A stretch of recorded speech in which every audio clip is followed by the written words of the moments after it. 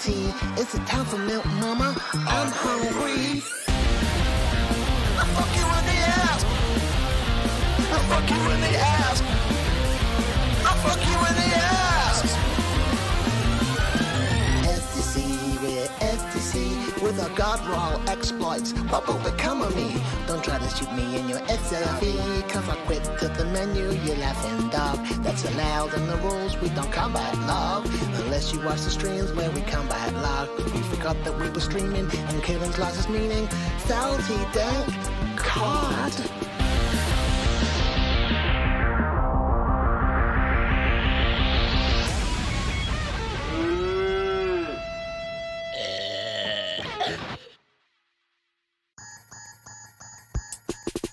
STC, we're STC. We're killing everybody, hits PvP. With Dangus out in the community. Is it time for milk, mama? I'm hungry. I fuck you in the ass. I fuck you in the ass.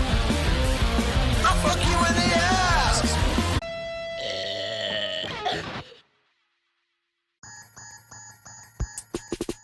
STC, we're STC. We're killing everybody, hits PvP. With Dangus out in the community. Is it time for milk, mama? I'm hungry. I fuck you in the ass. I fuck you in the ass. I fuck you in the ass. STC, we're STC with our God-roll exploits. What will become of me? Don't try to shoot me in your SLV, cause I quit to the menu, you laughing dog. That's allowed in the rules, we don't combat love. Unless you watch the streams where we combat love. We forgot that we were streaming and killing's lost its meaning. Salty dank card.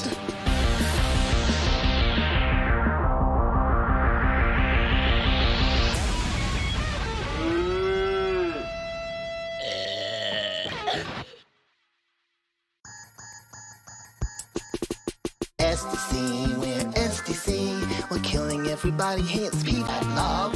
Unless you watch the streams where we combat love. We forgot that we were streaming and killing's lost its meaning. Salty dank card.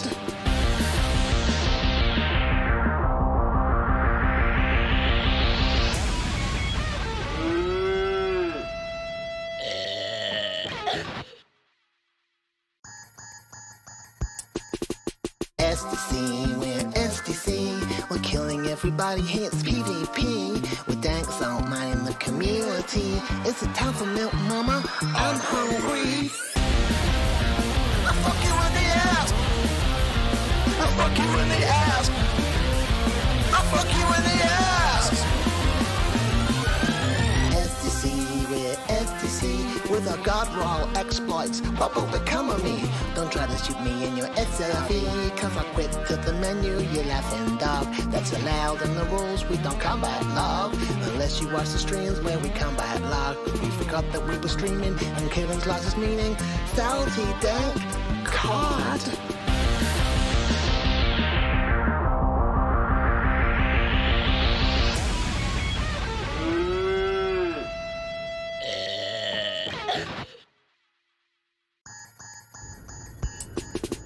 STC, we're STC. We're killing everybody. Oh, we are live here with the Dangus, Space Dangus. How you doing today? Okay, that was a weird intro. How you guys doing? We got Phil and Derek Heavy here in the chat. How you doing, guys? Yeah, good evening. I'm fine. Happy Saturday to you guys. Oh, seven commanders. How are we all? I'm doing good. Are you still on the bridge down there, Derek Heavy? Where have you gone? No, I took myself up to the balcony seats, seeing as I was locked out for the initial jumps. Oh, are we not in the same instance? I don't know. I can have a look for you if you want. Oh, because I am on the bridge and I can't see you. Weird how the carrier does sometimes de-instance people. And by the way, Loot the chat. How you doing, Loot? Nice to see you. How's your Saturday going? But yeah, so I mean, today basically there's some interesting stuff. DH is a bit loud. Hold on. I can adjust some of these volumes. I do have them at 170%, so that might be the case. Okay. Do a little audio check, DH, and I'll see if see how you come through. Derek Heavy? Testing, 1, 2, 3, testing, Luke's is an idiot. Hey, it's not a riot yet, but no, it sounds good. Anyway, yeah. So basically, I was gonna do a little bit of the some BGS work today, but it looks like and Derek Heavy, can you can confirm this? Like, we are in expansion. We are, as of this afternoon's tick, pending expansion. Mm-hmm. So yeah, 2 days to gear up, 7 to 8 days to do it, and then another 2-3 to cool down, and we shall be somewhere else, wreaking the Dangus on the universe. Sweet. So yes, Pleadies, Dangus Investigations, we are expanding once more. Where? We're not going to reveal that. That's a secret. That's classified information. You need to send some patchbreakers if you want that information. Or some recon limpets. But, yeah, that'll be cool. Let's see where we end up. So this is, what, the 3rd expansion of the faction? Yep, that is correct. Ooh. We're really popping out among the galaxy. And I mean, like, Pleadies is here at the edge of the bubble, so it's kind of like frontier space, right? But, yeah, we're not going to be doing BGS today. Because I saw something interesting. The Burp Pit had kind of collated some images. And apparently there's a little bit of space graffiti that's been popping up around in the Pleadies. And I wanted to kind of just, like, go around and check some of that stuff out. I know it's just like, yeah, let's look on concourses and try and find little decals, but I think it's really cool what they've done to the game and added that little ability or whatever. Oh, Loot wants your kidney, Dark Heavy. Can you have it? He'll get his chance during the bio break, but this time I have come well prepared. Oh yeah. But we're here, if you want to join us, we're in open. We are in HR 1185. I just kind of like had to go around finding a parking spot for the Dangabus because these things are quite elusive in the Pleadies. But I figured, well, while we're here, I parked at this moon. We might as well just like go down to a random settlement. Phil did end up finding a list of where the graffiti has been spotted so far. So that'll be useful for us to get some stuff. But I think it's cool. Like, we were just talking before the stream started about, like, you know, like this allows Frontier to now put decals in random places around the game. And, you know, like right now this might just be graffiti, but maybe at some point or another it could turn into something like, I don't know, hey, here's a system coordinate that I found written in the corner of the bathroom stall. You know, it says, go to HIP 22460 for a good time. So, like, let's go there. So, another possible way to add breadcrumbs, and potentially, in my opinion, the first real Odyssey unique breadcrumb trail that can exclude our Horizons commanders.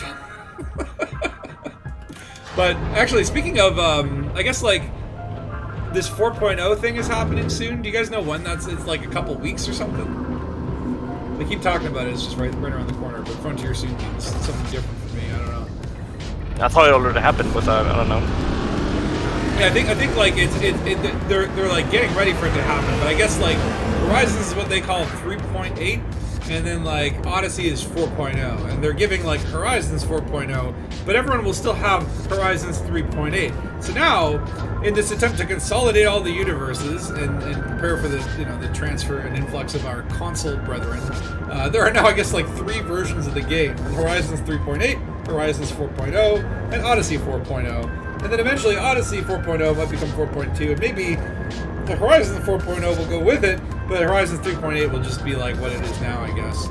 And it's like, it's cool that they're leaving that around if you do need to instant switch and like, do some cheese or whatever, then that is good of them to have left that in the game, but it's not going to get more updates. But you can only instance with people that are in like the same thing as you.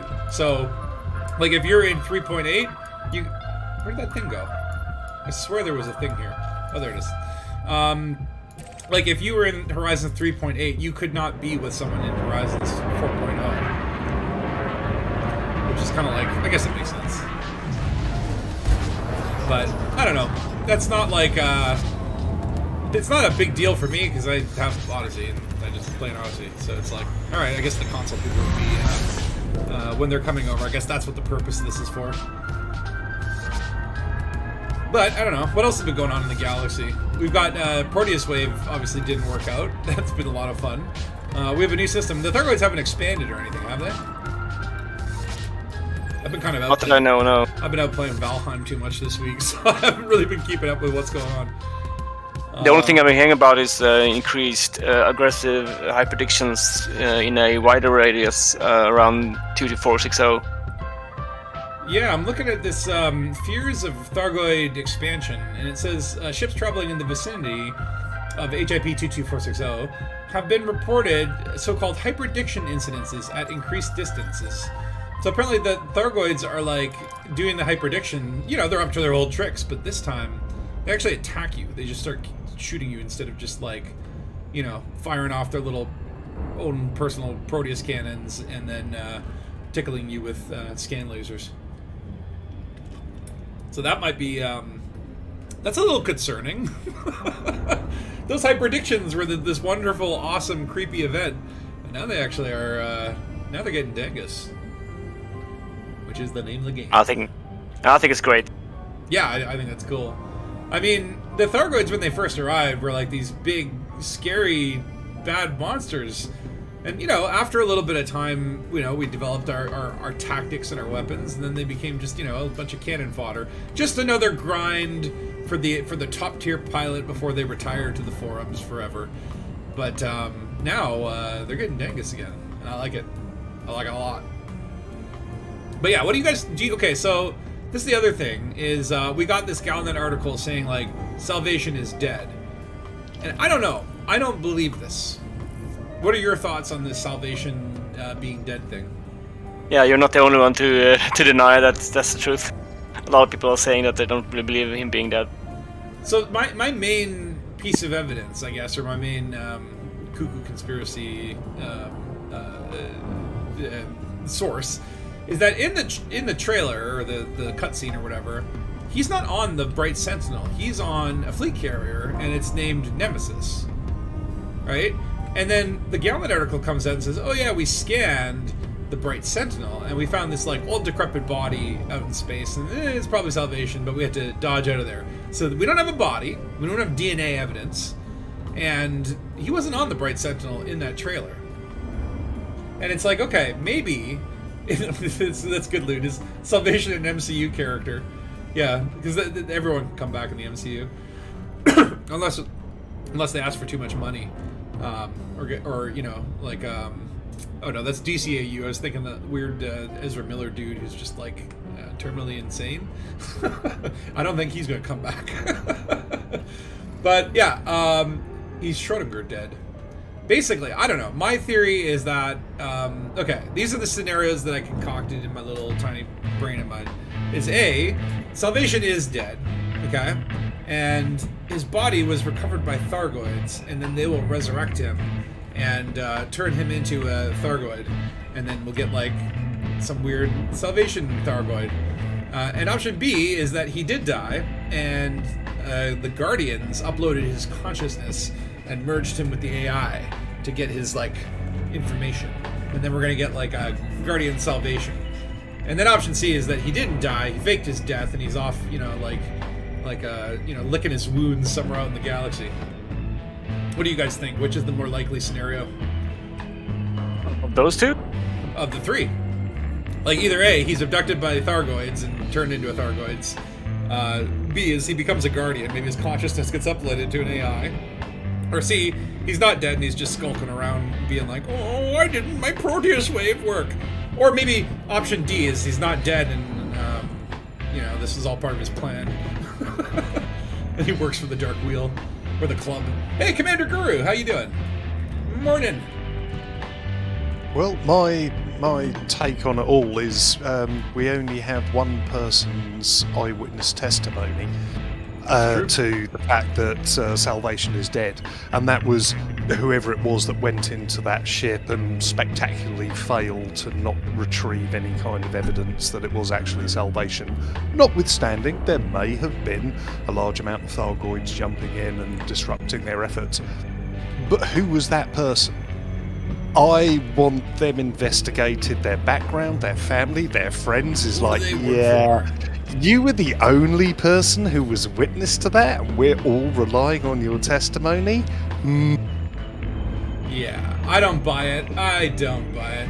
Now, Commander Guru says Salvation is a Guardian AI. And that was, okay, like, before we saw that cutscene and we saw this, like, old dude sitting in a chair, which, again, could be fake, right? Like, maybe there was no Nemesis. There was no, you know, old 500-year-old Salvation. It's just, like, the Guardian AI is, like, for me to, like, manipulate humanity to, like, get the Thargoids to destroy them, I need to, like, pretend to be a human. I don't know. And maybe he, faked being Caleb Wycherley. That could be a possibility. My thought, I think that, you know, building the Proteus Wave, maybe like Salvation was, and he's like got cybernetics, maybe somehow he did interface with them and upload his consciousness into the Proteus Wave. Maybe Salvation is the Proteus Wave. And this wasn't like about fighting the Thargoids, but about his immortality, because, you know, he is a textbook narcissist. Like, maybe the Proteus Wave wasn't about like repelling the Thargoids, it's about uploading him into a Guardian relic so that he could be inserted into a Guardian Thargoid site and turned into Trellick, and then put wherever that needs to go in the future. I don't know. Or maybe the Proteus Wave was all about how to make a better jar of marmalade. Ooh. Yeah, maybe this is about marmalade. It's always been about marmalade. The Thargoids are coming for a marmalade. Okay, so Loot, you're saying, oh, no. You're saying, oh, he was found dead in Galnet. But Galnet has a bias. Galnet is propaganda. Where is the actual article? Yeah, Salvation is dead. So let's see here. He's killed on board the Bright Sentinel. That's where I think, okay, that disagrees with what was in the cutscene. A segment of the transmission by an independent rescue team, so no names, was shared with Vox Galactica by an anonymous source. So, I don't know. This is very suspicious. The team was reporting back to the Musashi megaship, which is now returned to the T-Tauri system. And the Musashi is an Azimuth ship. Originally, like, it's interesting because that was part of Aegis, and then you can tell from a recent article, where was it? Request for Admiral Tanner. Yeah, the Musashi went to take control of Hindmine Starport, and independent commanders sided with Salvation before they knew Hindmine and Taurus Mining was Azimuth, and they helped Taurus Mining in that CG, and the Musashi was then taken over by Salvation, right? So this team reported back to the Musashi, which to me is like, okay, this is Azimuth propaganda, like we know this. Now, interesting, Captain Quater, this is Drummond. I don't know if you watched The Expanse, but is that a reference to The Expanse? Are we getting an Expanse and Elite crossover? Because that would actually be dope. Can you imagine if there was like a special ship for the Rocinante? Like, make that happen. I don't care. I don't care about realism anymore. Give me Rocinante in Elite. He said, yeah, you're not paying us well enough to be in this hellhole. There are Thargoids everywhere we turn, but we found what you wanted to know. It's not good news. So when they say that this is like shared to Vox Galacta by an anonymous source, not really keeping things anonymous when we know Captain Quadir and Drummond are mentioned in the audio text. But what they say is, yeah, we managed to get close to the wreck of the Bright Sentinel, where the bridge used to be. Bodies were drifting among the twisted metal, but fewer than we expected. Which is interesting. Like, what does that mean? Fewer than we expected. How many were they expecting? Does that mean the Thargoids, you know, kind of like picked them up and took home some snacks? But we identified some of the command crew, including Commodore Halloran. Before we got a positive ID scan, I recognized Dr. Wycherley immediately. Nobody else could possibly look so old. So this is like, okay, wow, that dude's really old. It must be Caleb Wycherley, and you're in a ship looking into space. Like, this is the level of positive ID that we have. Of course, he was still in his command chair, surrounded by shattered fragments of cybernetic implants.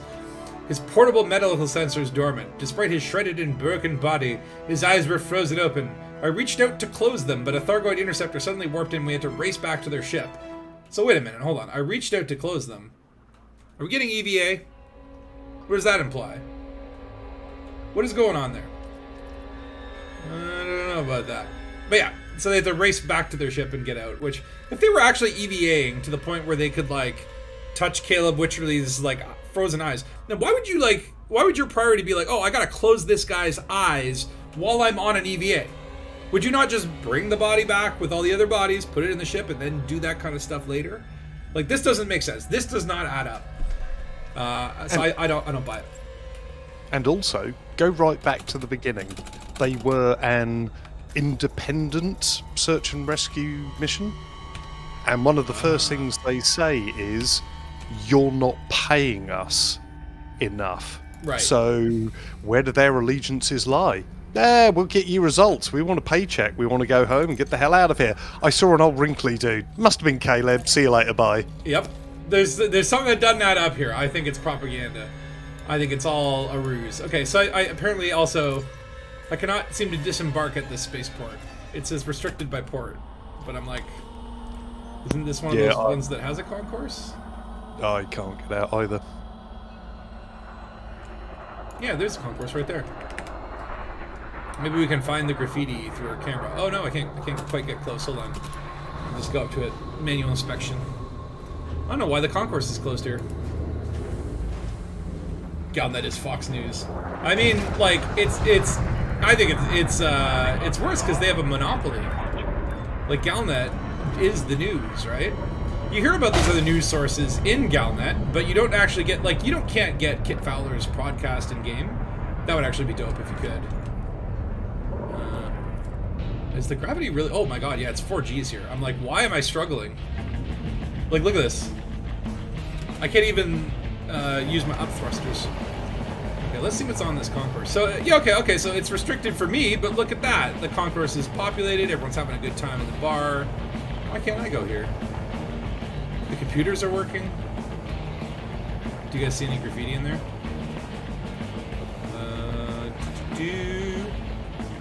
Don't see any graffiti. Maybe the graffiti in here is so rare that they just... Oh, wait, hold on. I think I do.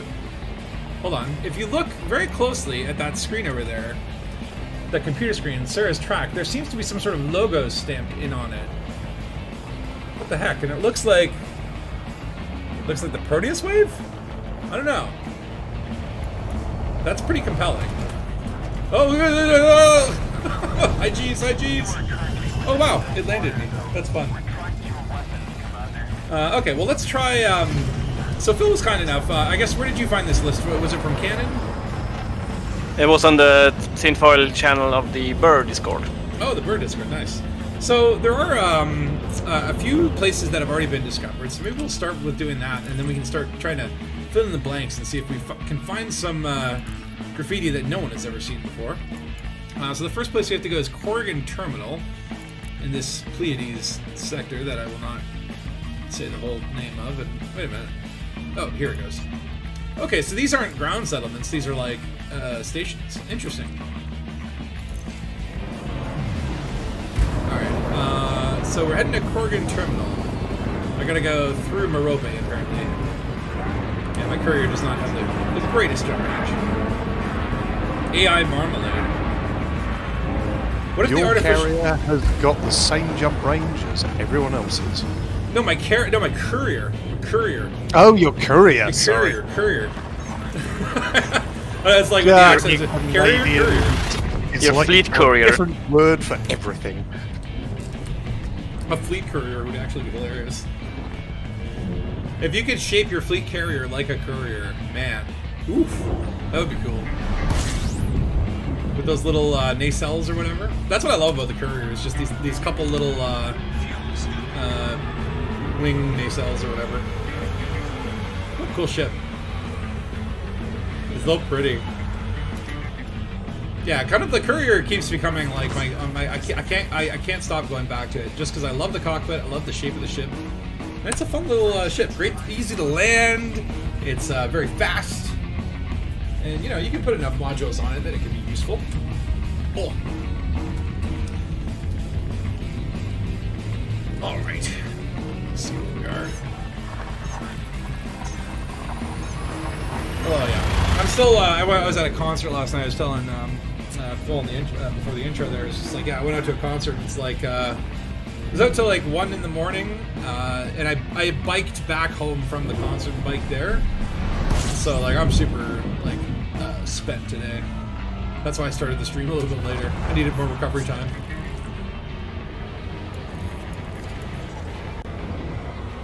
but it's nice to go out to a concert. It's like, you know, these post-COVID times, like anytime I'm with in like a crowd of more than like 20 people, I just find I notice everyone coughing more. There's like, oh, that child just coughed on a man. It's like you're more cognizant of that stuff and that sort of, you know, we spent 2 years or whatever wearing masks and avoiding coughing on people and all that sort of stuff. So it's been a weird transition, but it's really nice to be able to go out and like see people again in mass. En masse or in masks? In masks. In masks and masks. And masked. I'm finding all the mispronunciated words today. That's probably my slur from The Hangover. Yeah, coming out on Corrigan Terminal. Yeah, other than that, we haven't been hyper addicted yet, which is a good sign. I was thinking about at one point, I still want to try some experiments with those the green relics. So okay, this is another thing. Is maybe I saw we were talking about that on the Discord, where it's like what is the name? Like people are using Trellic for the Thargoid relic, or are they using Grelic for like green relic? What's the meme terminology on this? I defer to Phil on this one, as he's a paid-up member of the Canon Science Guild. What's the scoop on that? I don't know. They Canon people, they call it Trellix. That's all I know. See, I like the Grelics, but then it's like, yeah, it's like could be like Guardian Relic and then Green Relic. Yeah, I'm hoping to find maybe some article or something where I can, you know, find the official. We need to have like but a who galactic decides meeting it? about terminology here. I mean, technically they're unclassified relics, so it should be like U relics, U relic, or relic. But I don't know. I call them Grelics, but Trellic is probably the correct name.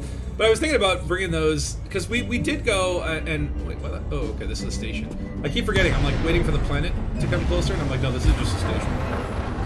But I was thinking like, okay, like we did kind of go down to Fort Ash and play around with like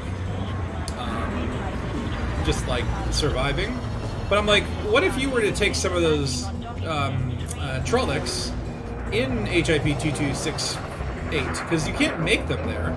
But what if you were to bring them there and then try science experiments on them? Like, would it be different from other systems? And because of the extra Dangus with the Thargoid presence, maybe that is what we're supposed to do. I mean, the alternative is we could just, you know, sell them to Ramtod, let him do the experiments. But I don't know. I don't trust an engineer. They make us grind for materials when they could easily just get them wholesale. So I don't know if I buy what Ramtod's selling, or Palin for that matter. They're all a bunch of stooges for the man, Braben himself, the Braben. All right, I'm docked here. But yeah, the space graffiti, I'm really interested to see. I mean, like, even if this is just like, hey, we put some space graffiti for like, you know, some flavor text, what could this eventually mean for the future? Is this how they could dole out some Odyssey breadcrumbs? Like, could you find a piece of graffiti from the Winking Cat? Should actually probably check the hangar first. I don't see any graffiti. You need to be eyes on the skies. Look for anything suspicious. Because Frontier does like hiding things in game, and I appreciate that. I think this is like one of the best games for that style of like, yeah, we hid something in the Milky Way. Go find it. All right, we're on the concourse. It's very red here. Wait, I've got graffiti. Interesting. So this is just like and no Thargoids. I ain't afraid of no goids. I want to take some selfies next to the graffiti. Whoa, whoa, whoa, whoa, whoa, whoa, whoa. Oh, here we go. Okay, let's just back up. Excuse me, ma'am. I'm just taking a photo here. Don't mind me. Do you want to be in it? Can we be in it together? I'll squat next to you. Okay. Say cheese. Actually, let me look at the graffiti. aegis.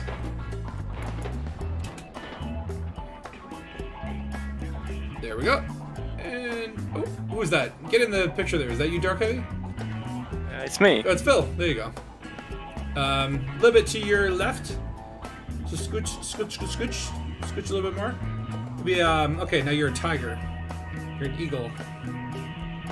You're a marmalade. Okay, and cheese. There we go.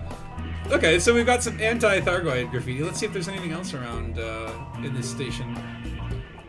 Are you suspicious, ma'am? You look suspicious.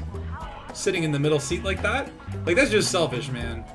You should really sit on the end. That way if someone else wants to sit, there's a seat of separation. Personal distance, ma'am. Okay, so we got anti-Thargoid. Anything else here? Oh! Yeah, okay. There's something on these computer screens. What is that? It looks like a sun, but also a cog.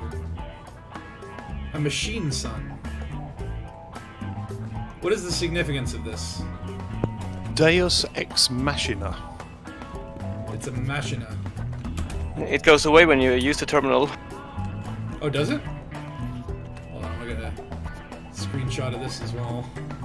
This is important for the history books. Like, I don't know, I've never seen that symbol before. Oh, here's another one. You found Some more? text. Text? Oh. I stand with Aiden Tanner. Okay, so Aiden Tanner was that guy in the news. This was the Aegis general who, like, kind of went against orders with the Musashi to attack Salvation. Interesting. Okay, so there's a lot of graffiti at this particular location. Here's one more. I see. Point. I stand with Aiden Tanner. You found more? Yeah, on this terminal here. Oh, save us, Aegis. Save us from what? So, I guess like this kind of station is all like anti-salvation. Like they're all about like, oh, Aegis, come save us. I stand with Tanner. That's cool. I like that it's just like randomly on a terminal like that, right? Alright, we gotta check every inch of this station. Need any advice, just let me know. You got any graffiti back there? Jasper McGee? It's like McGee is the best last name ever. So I do wonder what these symbols mean. Like option 1 is like, okay, they're just like cosmetic, right? Option 2 is maybe they're tied into something like they could be tied into like the background system in a way where like, okay, ooh, I found another one. What's this? Is that like it looks like a lion's? Has anyone seen this? It's like an upside down triangle. Oh yeah, is that not the Aegis logo? Oh, that is Aegis. Okay. I So- think so. So I guess like everything that we've seen on this station is like, okay, so if it were like randomly generated, right? Like if they were just like, okay, put whatever graffiti wherever, then we'd probably see like a mix of Salvation, but we're only seeing Aegis. And that could imply that maybe, okay, like maybe some systems are like pro-Aegis and some of them are like pro-Salvation still. Hold on. There's areas behind the bar. I want to see if she's hiding anything down there. Any graffiti in the bar? But like, yeah, maybe there could be some places that are still like anti-Aegis, anti-Salvation. I'm in the secret room behind the bar. I wish we could get in here. This would be a nice place to do clandestine meetings. Yeah, it doesn't look like there's any graffiti in the bar. Anything on the roof? I mean, if you've seen graffiti in real life, sometimes these guys, it's just like, how the heck did they get up there? Alright, I don't see any on the roof, on the ceiling. But that's interesting. So we're seeing a lot of pro-Aegis, anti-Salvation kind of graffiti here. Anything in Pioneers? Not yet, no. No? But this is interesting. I like this. You wonder where Frontier goes with this, because this is kind of weird so far. I mean, yeah, I'm sort of like, like, it is kind of a mystery, I think, what happens in the aftermath, because, like, they haven't really dropped any solid breadcrumbs, other than, I guess, there was that, at the end of the Proteus Wave firing thing, there was, like, that Thargoid sound, that cry. And some people speculate that is the Thargoids saying, hello. But I don't know about that. Yeah, anything about the taxi stands, this could be a good... This is where I would put Graffiti, because it's like a little tucked away corner. Is that Graffiti? No, that's a warning. The other thing I find kind of weird about this is that we have in the hangar lobby entrance, we've got discarded Braben burgers and left behind laptops and all the rest of it, but we never had graffiti. And that would have just been such an amazing kind of like immersive environmental kind of thing. It's like from here, time to time, faded stickers, half ripped off posters of, you know, the circus is coming to town, or Takoto is playing here this evening last year, or whatever. You know, that kind of thing. Just, and now it's kind of like, and now you're bringing in graffiti. I mean, did you miss the trick, or like, is this a break? If I were fronting, like, I think like this, you make a good point where I feel like even the stations that kind of have all the garbage on the floor, everything looks very neat and like you know, like planned garbage, you know, like planned disrepair. And I think like it's neat garbage. Exactly, it all feels like placed. It's like someone like specifically placed that Brabenburger wrapper, you know, and it lacks a little bit of chaos. And I like, if I were Frontier, what I would do is, like, the way they kind of work is, like, you know, systems have, like, a state and a status and all that stuff. And I would just, like say, okay, give a station, like, a level of, like, 1 to 10 of, like, disrepair. And if, like, it's a 10, that means that, like, okay, like, this station is well kept, it's very clean, it's tidy, it's organized, maybe it's upgraded. And then, like, if it's, like, 0, it's, like, this station has basically, like, abandoned. So like a 1 would be like a 1 would be like the lights are flickering. There's no lighting in some of the hallways. There's garbage on the floor. Lime coming down from the pipes. Maybe a dead body in one of the corridors. You know. Yeah. And it's like have like that, you know, and then make it so that, like, you know, maybe as commanders are increasing like the wealth of the station by doing missions, that disrepair goes up. So like you could find like an old falling apart station and then just start doing missions for them, and then kind of like over time see that station start to clean up their trash and the dead bodies go away and the space rats get thrown out the airlock, etc., etc. I would love that, and then that would give a little more like personality to some of these stations. Like I think like I want to see like more concourse designs, or at least like, you know, give me some dead end hallways, or just like a random little area with a separate bar, or, you know, like you know, like a Pioneer and Vista Genomics swap sometimes. Like I would love to see different layouts, and then like more variety to those stations, including like the level of cleanliness. Like that would be cool. That doesn't seem like impossible. It's not hard. You just gotta put in the dudes. I know programming. Not. Anyway. We're going to Atlas next. So we gotta go to Kylene Orbital. Is it Selene? What up, Ray Mobile? How you doing? 07. And good evening. I've just leapfrogged ahead of you and docking at Selene Orbital, whatever it's called, in Atlas now. I'll let you know if there's anything to see here. It's 12,000 light seconds in, so be warned. Well, that's okay. My courier. I wish like your courier was also faster in Super Cruise. What is going on? There's so many people being attacked here. This poor Type 7 here. Why is he being attacked? Oh, he's wanted. How did you get wanted, Type 7? No, they're attacking him because he's a Type 7. Oh yeah, okay. That makes sense.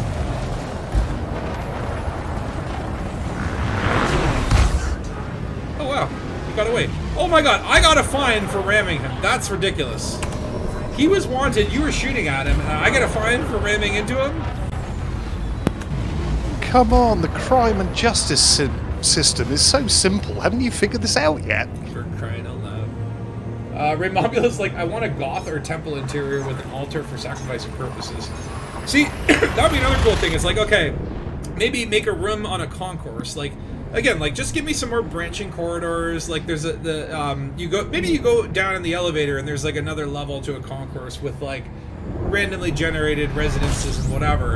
And let's say like the system is a theocracy. Maybe you get like temples and sacrificial altars to the far god, or one true lord. Or maybe, yeah, kind of weird that I keep them in like 1 ton sized canisters. I have like 12 tons of puppies on my carrier. I wonder, do we take them out and walk them, or are they kind of frozen in cryogenics? Not sure how this all works. Not sure. Only one way to find out. Like, if you took those canisters and just shot at them, and then they fell apart and all their bits scattered out, would you see little bits of puppies?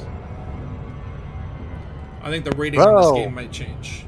There's only one way to find out. I don't know. I don't know if I have the heart to do that. To science, laser science puppies. It just feels like yeah, okay, we're gonna put this puppy on the table. We're gonna shoot a laser at it. No, I can't do it. It's too cute. Bio-waste. See, so I did that with bio-waste. I've shot bio-waste before. It just explodes. You don't get poop anywhere. Which makes me wonder what's going on. Yeah, you're right, Silene orbitals. It's like 12K is like, okay, this isn't too bad, but it is a little annoying. I find it's like 50K and up, that's where I really get space rage. Also, we should be looking out and just make sure there's no like listening posts or beacons appearing in some of these systems. Because I mean, this is Frontier's way, right? Is like they're gonna plop stuff in here. Now, here's my question: there was no, yeah, Guru, we got Ray Mobula. It's popping. Got the whole squad bunch. So like, Frontier likes to plop these things in, but usually, like, when they've plopped in the big things, there has to be an update, and they kind of sneak it in with the update. But this graffiti just started appearing, as far as I know, like a day or two ago, and there was no update. So what does that mean?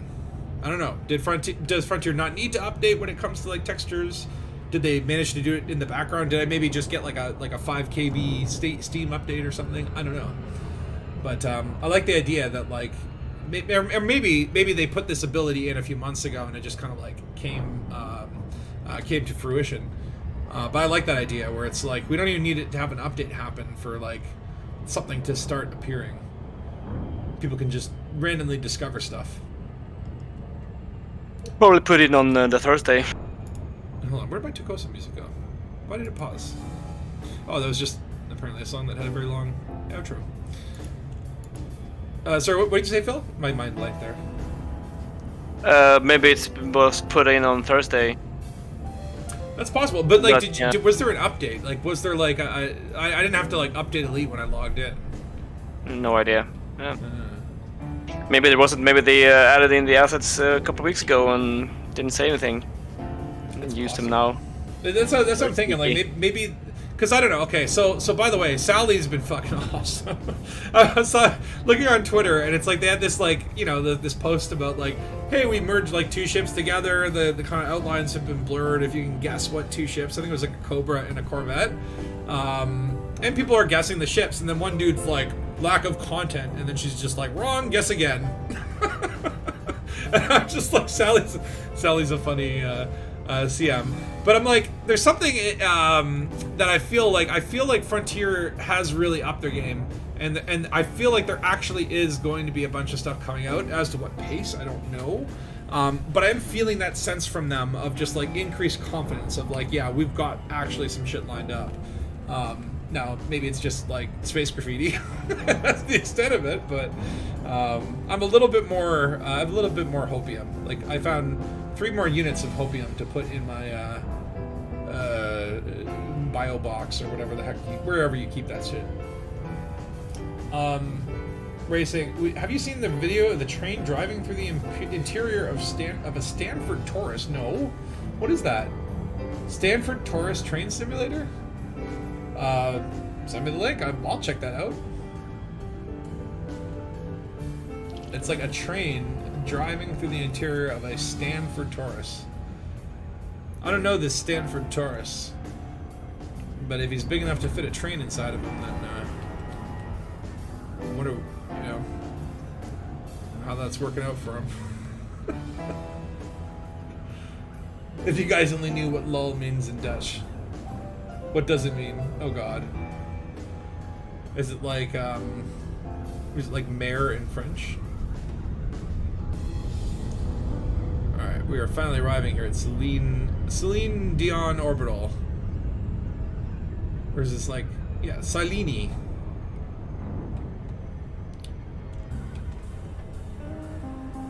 Alright. Drop in shortly. And bingo bango bongo. I'm not gonna say it. Okay. Alright, I'll look it up then. I'll look it up later. If you don't want to say it on this stream, then it's gotta be pretty bad.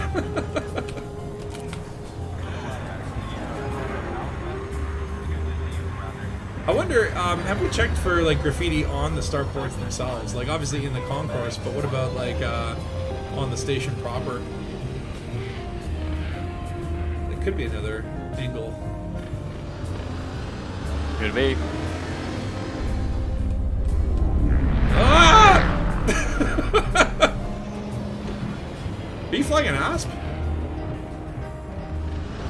Me? Yeah, it's all I had a chance to bring before your carrier jumped. I missed my asp. With both hands, apparently. What? Boom. Alright, let me just do a little structural stuff. And also, is there any graffiti potentially in the digital menus? Like maybe something in the background? You never know. You could hide like a watermark or something behind something. Oh no, I already went there. What about the local news? Remember when they used to use the local news to make cool little findable stuff? Like this is something that I kind of miss that they did in the previous games, or at least what was the second Elite one? First Encounters?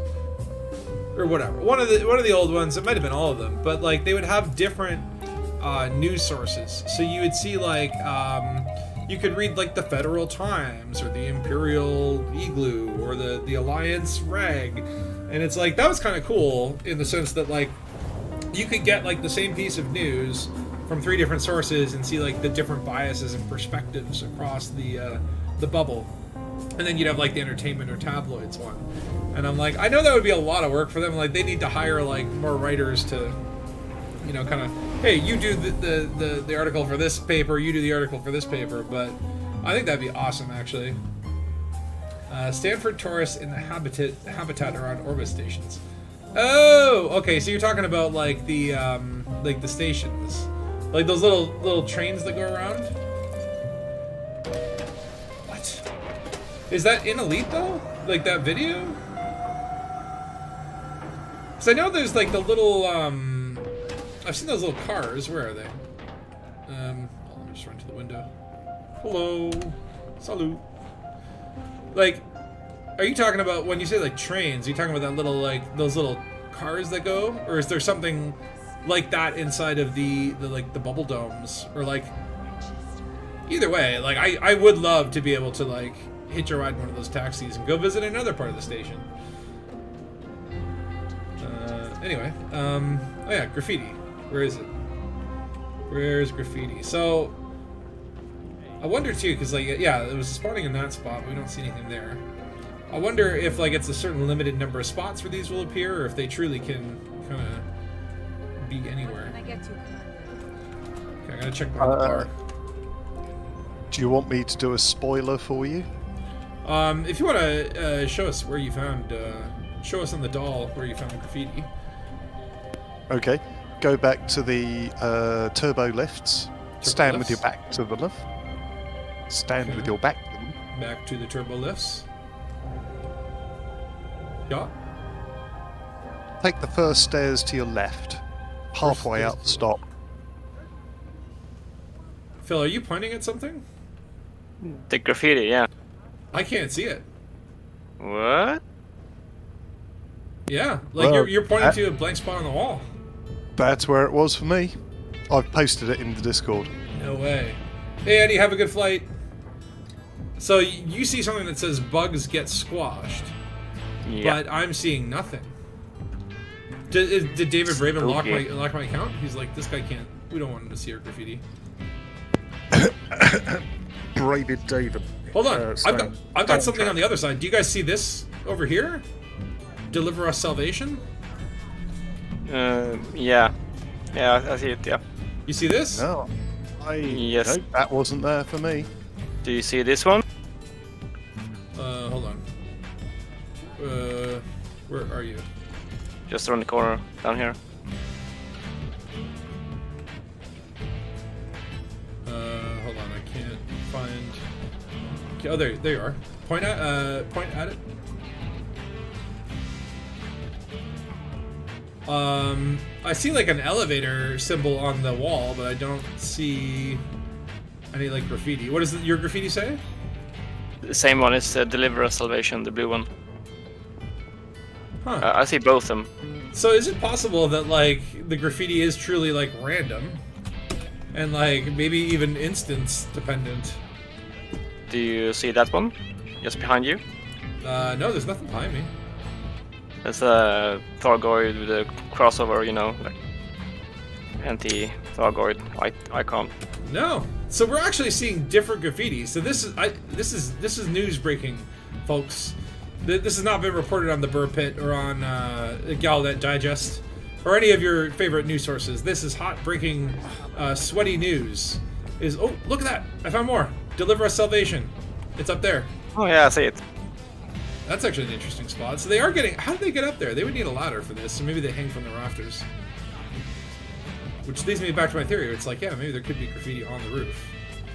But interesting, we are seeing potentially different graffiti. So I don't know if that's a glitch or if it's RNG dependent on each commander, but we seem to have the same graffiti at the previous station. Do you see this one?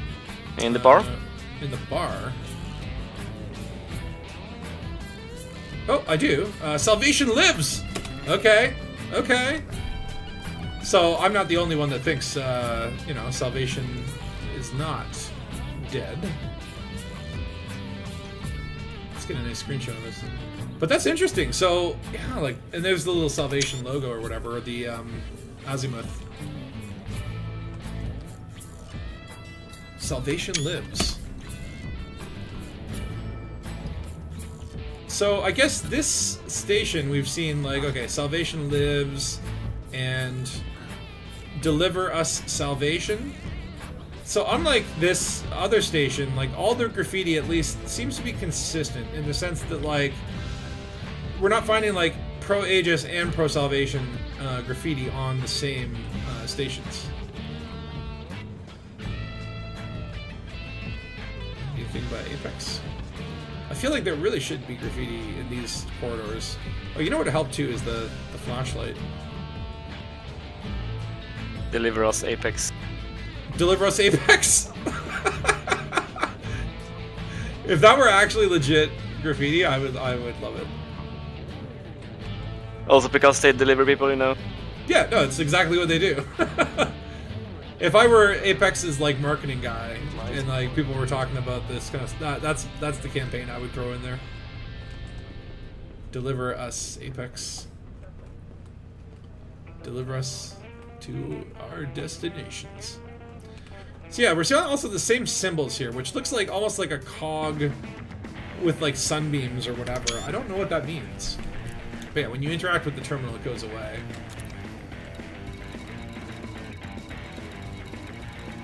Have you seen that symbol before? I've never seen this symbology. So no. Yeah, it's a kind of dumbed down version of the logo. If you interact with the terminal, it's the mission background. It's like a hexadecimal doubled up on itself. Where? Like in the okay. mission, like on these. If you interact with the computer, and then I was looking at it this afternoon. Is it ship? When you're in your ship and you're looking at the mission board, the background, it's like 2 hexadecimals that are twisted on each other, just out of sync by a few degrees. Yeah, I was definitely looking at that this afternoon and going, how come one of them is joined up at the edges and the other one isn't? That shoddy graphics, craftsmanship, whatever. Yeah, it's a thing. I'm just going to go back to my ship and make sure I'm not talking complete BS. I'm going to head there now too, see if I can see something that looks similar. Wondering if FDev will play random audio files and stations around the holo ads will be hacked. Oh my god. And if you had, like, They Live glasses, oh my god, that'd be so cool. Can you imagine, like, yeah, like, you're listening to like, the background station stuff, you get so used to it. But can you imagine hearing, like, in between the ads, it's just like, help, this is Salvation. I don't know where I am. Please, send nudes. That would be awesome. So I see the mission board kind of looks like a little planet with orbits. I'm trying to see if there is anything similar to that. Maybe if you go into it. No, it's not really the same thing. It's like a gear with like little sunbeams or whatever. I think that's new. I've never seen that before. But it seems to be agnostic of whether it's like Salvation or Aegis. So what is this stuff that's now appearing? Who did this? Who did this? Anyway, well, let's check the next place. We have to go to Pleadies sector KCV. Yada yada yada. Let's check it out. And then we need to go to Kipling Orbital. And wait, why do I see nothing there? Okay, maybe I haven't actually been there as of yet. Okay, weirdly enough, we'll go over and pump the system. The logo on the terminal isn't new? Oh, really? Was that there the whole time and I just, like, am, like, noticing it for the first time because I'm, like, intently looking for symbology? It's kind of like a little Da Vinci Code sort of thing. Like, that would be cool if they designed, like, a whole Da Vinci Code style, you know, you gotta go to the ruins and find the different symbols and it unlocks a secret door. No, it wouldn't be good if FDev did that because it would be more like more grinds, don't you think, everyone? Yeah, hey, no. I'm down with mystery grind. Mystery grind I'm cool with, as long as it's not like, hey, you have to go find 25 sensor fragments to get into this locked door. That's where it's like, okay, fuck you. Where it's like, you have to bring 12 canisters of HN shock mounts. No! I don't want to! Which I could do now because I have some on my carrier. Because carriers are great for hoarding materials and commodities. That is their primary role. A pun on Star System would be wild. Oh, like you go into a system and then it's like some sort of Star System reference in the graffiti. That would be cool. I mean, I would love it if like Sean Murray and David Braben and Chris Roberts all got together and said, listen, let's put Easter eggs for each other's games. Like, let's make an agreement. Like, we all put Easter eggs referencing each other's games into the things. So, like, you know, in No Man's Sky, maybe every once in a while you warp into a system that has, like, a Coriolis station. And then in Elite, maybe you land on a planet, and it's like someone calls you hello, interloper. I mean, commander. I would love stuff like that. And I feel like those three guys, like, you know, they're in competition, but not really, right? And I think it's like most of them probably, I think, share the view that, like, just make more space games. Like, it's good for people. More stuff. Yeah, I am looking forward to the Starfield coming later this year, maybe early next year. Oh, I'm gonna play the shit out of that. I'll definitely do some streams on it. I'm still debating. I'm like, I want to stream a little bit of Valheim, but maybe I'll wait till Takoso catches up, and then you, me, and Phil, we all have it. We could start a new multiplayer server or something like that. Do a stream of Valheim, but you know, Starfield is more my jam with space being the name of the game. But I think, you know, like Starfield would be like a Skyrim experience where it's like, okay, that was great. I played 900 hours, and now I can confidently uninstall after I've had, you know, fun with mods and stuff, right? Whereas Elite goes on forever and ever. Yeah, I still play Skyrim. They've added a new survival mode. Oh no, where you have to eat and stuff? Yeah, but I love that stuff. I love survival stuff. I don't mind it in some cases, but Skyrim, I think, like, I don't know. I was actually thinking, I'm like, I should go back and play Skyrim again because I haven't played it in ages. And like, I did everything, but I did like, I remember doing everything in one playthrough and then feeling weird, where it's like, okay, I'm the head of the Mages Guild, the head of the Fighters Guild, the head of the Thieves Guild, the head of the Assassins Guild, and I'm a vampire. Like, this is just trying to do everything with one character. And I'm pretty sure, like, I did everything in the game. Everything that game had to offer. And then I did a mod playthrough, and it was, like, absolute insanity. I had, like, Thomas the Tank Engine dragons that sounded like Macho Man Randy Savage.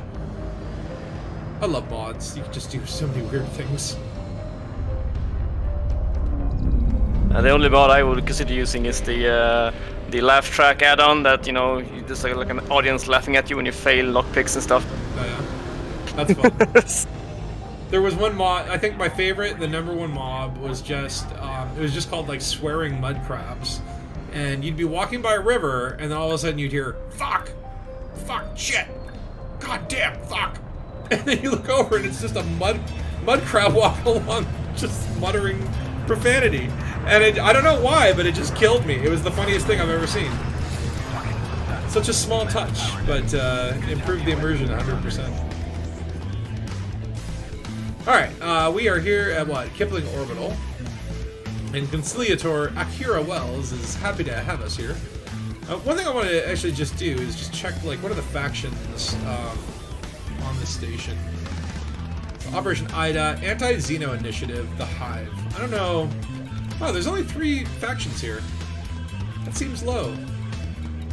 I guess we are in the middle of the Pleadies, but looks like Operation Ida is the station owner. I'm kind of curious to know, like, does the station owner influence what kind of, like, graffiti can appear? I don't know. Let's check it out, though. I've also not been really checking the hangars. My assumption is probably we're not going to see anything in the hangars, but... Yeah, I was checking the hangars. I haven't seen anything. It's still worth a look. Maybe that's where you get the rare NFT graffitis that you can download and convert to arcs. Can you imagine if, like, Elite came out with NFTs? Please, don't encourage them. But just imagine. People would be furious. Oh, that's not graffiti, that's just a sign. Ratstar, what are you asking there? How you doing, by the way? Can I still use the Guardian weapons outside other systems? Yes! So, like, the Guardian weapons are fine, it's just like in that one system, that HIP 2260 or whatever, they will, as soon as you enter, they will start to degrade. Like, you'll see them go down 1%, 2%, 3%, but in the other way. You can use them outside of that. It's just that one system, at least so far, that we know that Guardian technology just, like, starts to degrade. So, here we go. We got Salvation Lives under the stairs here. So this looks like a process. So if we see any Aegis graffiti, then it'll be a departure from what we've currently seen. But if we continue to see... Oh, what's this? Bring back Aegis! Okay. So this station has both Aegis, Pro Aegis and Pro Salvation graffiti. Where am I? Oh god. My camera has got into the nether regions. I've never seen the concourse from this angle. What's going on? Oh my god. There's a lot of, like, extra stuff that... Like, there's a whole area here that they could really flesh out these concourses in. Is there any graffiti here? So this is what the concourse looks like from the outside. I don't know how I got here, but this just happens to me all the time. Okay, can I get back in there? Where it be? No, it won't let me back in. Can I get into this crack?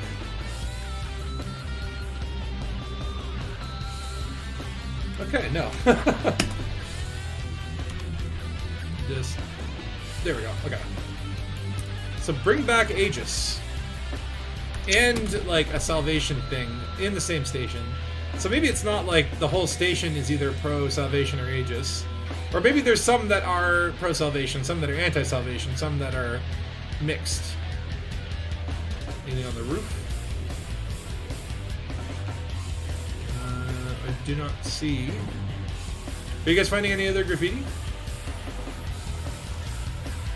No, and tell the truth, I didn't see that one when I came in because I can't see it. More instancing issues.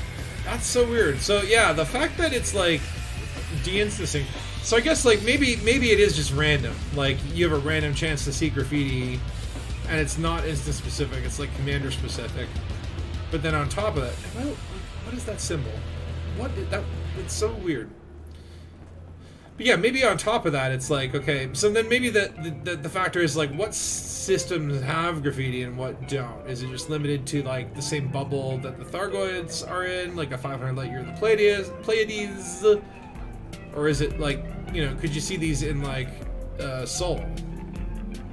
Something I can get you, Commander? Gotta check behind the bar. I'm very suspicious of that little secret room. Anything in here? Is that Raxla? No, it's just like a half a pipe. Which, I don't know. That could be Raxla. And then Phil is like very intently staring at the sleeping man. No, I'm actually looking at Inara. Ah. My theory is that EXI faction is present on all the stations that has graffiti. Okay, so like there would be like an AX related faction. That's a good theory. I think so far EXI has been present on all the stations, right? They have, I believe. So I found one, Save Us Aegis. Save us Aegis. You're our only hope. Still not finding any of these taxi corridors, which to me is like... I guess the padded wall is hard to graffiti on. But these seem like great places where like no one could see you and you can just like graffiti. Okay, so I found 2 pieces of graffiti, or 3 pieces of graffiti here. One was bring back Aegis, and then over here we have Save Us Aegis. But then we also have where is it? Salvation Lives. I mean, is Salvation Lives pro-salvation, anti-salvation? It could be something like, Salvation lives, and that's a problem that we need to fix. Or it could be like, Salvation lives, and he will save us. Could be interpreted either way. Alright, well, let's try the next place. That's cool, though. Yeah, all the systems in the list, they have the AXI faction present, so... Interesting. That's my theory. Like, in theory, where does AXI have any, like, factions that are, like, in, like, the California Nebula or something like that?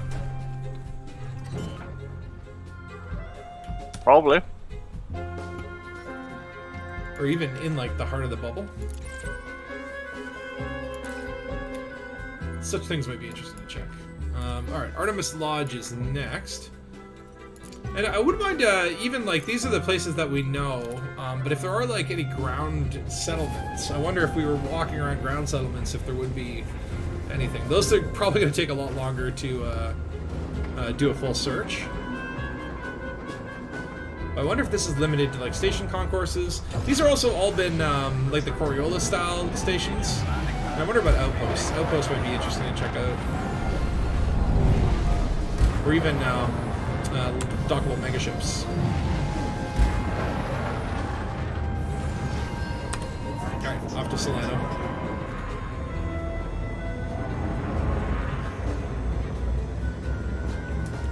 But yeah, maybe I guess this implies that it's gonna be like an Aegis thing again. I mean, they're kind of dead, but faction is gone. Is that though, like, okay, so like, if we had agency, and it looks like Frontier's kind of implying from that Galnet article that like that community goal that was like the Musashi attacking Hind Mine, and we had to side with one or the other. I think that was the branching storyline that led us to either Aegis or Salvation. But if like the purpose of that was like, you know, oh yeah, like Aegis is no longer and Salvation's like our only hope, and then like Salvation dies and then just Aegis comes back, doesn't that does that kind of like negate that agency? Like, I don't think they should bring Aegis back. I think we need to have the consequences of like, yeah, we dismantled our Xenoforce and put all of our eggs in the Salvation basket, which you know, didn't work out too well. But like, I don't know, I feel like we need to feel the consequences of that, otherwise it is kind of like going back on player agency. Ooh, this one has a cool ring. But, you know, who knows? It could be, I mean, like, I don't want to see Aegis come back. I think, like, it's more interesting if, like, humanity is kind of in shambles at this point. And the Thargoids just keep getting worse and worse. And then the Guardians come. Yeah, I think Salvation is dead, and it's gonna be Roundtown and Palin to bring the narrative forward with the new tech. So I doubt Salvation is dead, and honestly, I think it would be a shame if he is, because I think Salvation has been one of the coolest characters that they've put in Elite for a long time. Like, there's very few characters that become like really interesting to watch. Like, even like, think of the power play people, like, who cares? Salvation has been an interesting character, and if they were to kill him off from this event, then I think they're just like, they're losing a really cool potential. My suspicion is... Unless they're going to replace him with something even more magnificent. What are the chances? Hey, I mean, yeah, if they come up with other cool characters, cool, but I still think, like, yeah, like, I would like to see Salvation, like, come back as a Guardian AI, or, like, as a consciousness. He's, like, talking to us through satellites. Maybe initially he's like, I don't know where I am, I can't feel my legs, like, what's going on? And then maybe over time he's like, yeah, so apparently my brain got uploaded into the Guardian net thanks to the Proteus Wave, and now I'm going to tell you, you guys need to run away because the Guardians are coming. And I need nickel. Lots of nickel. Let's have a CG. Nickel and iron, please. Please deliver nickel and iron to Salvation. In some cave, there's a robot arm and Salvation glued to it. Oh wait, wrong IP. Ooh, actually, hold on. Dark Heavy, you were talking earlier about this cog thing. So now when I log in at Kaleno Station, I am seeing a cog with kind of like what looks like a sunbeam. So does that relate to faction state, or maybe like... Is something? it a foreground graphic or a background graphic? It's a background graphic. Like, it's up where, like, okay, the conciliator Akira Wells or whatever, like, behind her, that same symbol exists. But that wasn't on the other stations. Like, it was something different. So I don't know, maybe that is like, hey, this is like a... Well, hold on, what type of system are we even in? This is industrial. So maybe that is like an industrial station. But then, okay, if that is, then why would the computers show industrial if it wasn't an industrial station before? Well, that's exactly it, Ray. It's like Salvation transfers his mind into an AI network. That's my theory, because he was such a narcissist. Like, I don't think he's in it for humanity. I think he was in it for his own preservation of life, and maybe the Proteus Wave was one big ruse to get himself uploaded into the Guardian network so that he could live forever. Oh, wow. Okay, this hangar looks very different. Have I ever been in a hangar like this before? This looks super different. Is this new? Or am I just like... I've just never been in a station like this. Or maybe, yeah, probably not. Like, people would be posting this on Reddit and stuff if there was like, oh my god, new station variant. But this hangar looks very different. I feel like... High tech, isn't it? Very rare. Is High it? tech, I think. Our trust, your money. Bank of Seance. Maybe I just don't go to high-tech systems that often. And yet still, Bravenburger's on the ground. And a can of, what does that say? Cassini Cola. Is that a clue? Read the garbage on the floor. They'll tell you where to go. Oh no, Celiano system economies industrial bracket private enterprise. So, yeah, my bad. Raymondula's like, yeah, I never saw this kind of hanger. I've never seen this kind of hanger either. It was like really nice. Maybe it's just super rare. Concourse has like a portal thing here. I've seen this before. These sometimes pop up. That's cool though. Can you imagine if that was the portal to Raxla? Oh, what do I got? Deliver us salvation. Yeah, I see it. Okay, so we are actually like in the same graffiti instance. Do you see this logo here, the Asimov logo? No. Hmm. That's weird. Maybe it's like, yeah, maybe it is like the graffiti is like written in special types of ink that can only be genetically decoded by some people. It can only be seen by one person per second per instance of gravity. That would be so RNG. This looks like a nice station though, I like it. Alright, looking for more graffiti. Not seeing any on the roofs.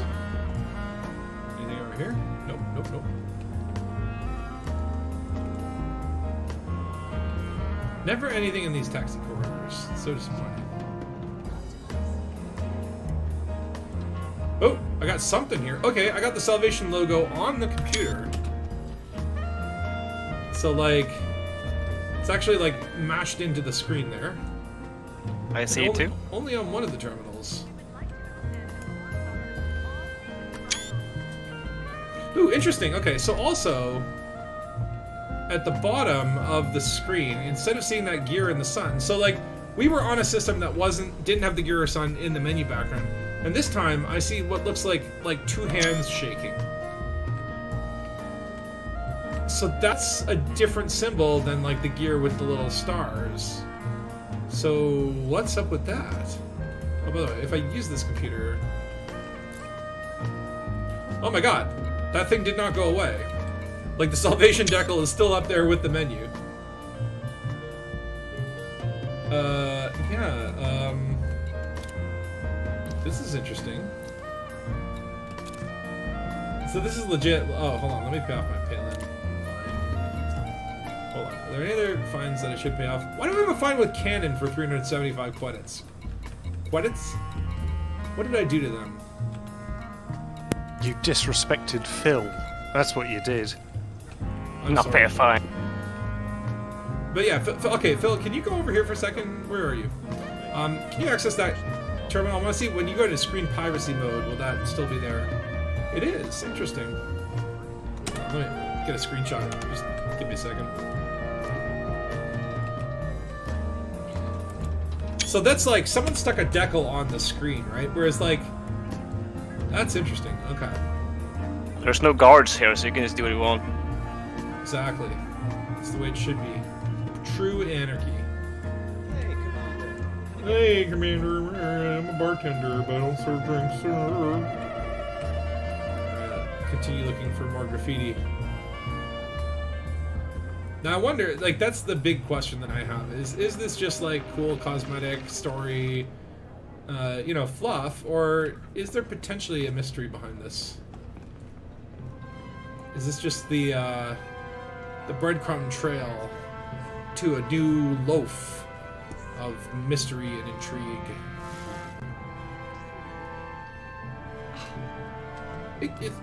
And is it whole grain or is it seeded batch? Okay, I'm not seeing any other graffiti here. Nothing in Pioneer. Because we all seem to instance the graffiti separately. It's like, you could go in and check a room and there might not be anything, and then I might see something. Which is weird.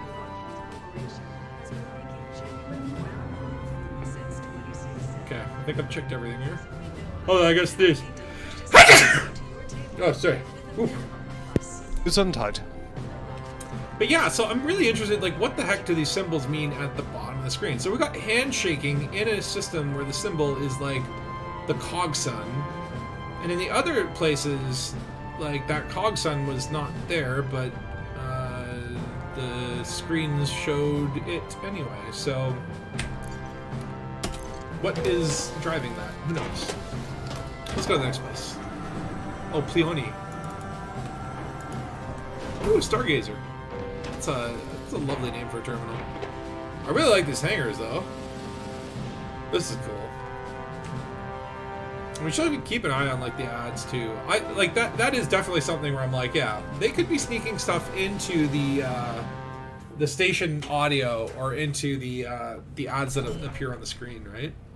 Like, if I were Frontier, that would be like, okay, I'll put this one thing into rotation on, like, a 1 in 5 million chance, so that, like, one commander might see for a split second Salvation's face in the monitors, right? Which would be cool. Canadian sneeze? Well, I mean, it's not like, you know, I don't know, it's just a sneeze. Do I sneeze weird? I do. I think some people are, like, off-put by my powerful sneezes. You almost scared me. I'm a spooky. Oh, I love this courier. It goes so good. Not enough to outrun a business.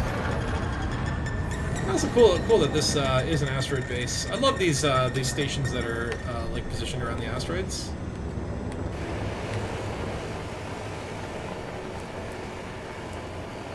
How cool is that? Like, if I were, like, looking for, like, a place where I could, like, I wanna buy a home and settle down in a station, I would look for one of these stations. Get a nice view. Ugh. Alright, off to Plony next. And actually, we should... I keep forgetting, but we should look for, like, ground facilities in some of these places as well. See if there's any, like, thing on the ground.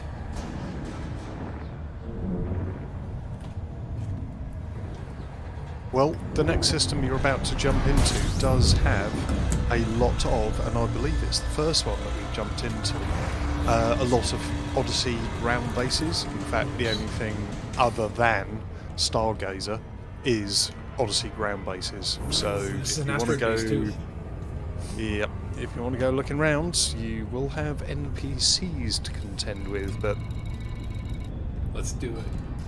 Well, let's check out Stargazer first, and then just pick a ground settlement where, like, I don't know, we're seeing these on concourses, so if there was, like, a ground based at a concourse, that would be the logical place. But I also do want to just check out random, like, Odyssey settlements. Maybe steal their power regulator. why do I get the feeling that a whole lot of innocent NPCs are going to end up with involuntary eye socket surgery this evening? It's their fault, not mine. They shoot first half the time. 51% of the time. They're just defending their graffiti. I don't see that as a lawful justification for slaughtering all of them, but I do find it fun too, I have to say. It's inevitable. It's like, if you're going to give me guns and put people walking around in the game, there's going to be eye surgery.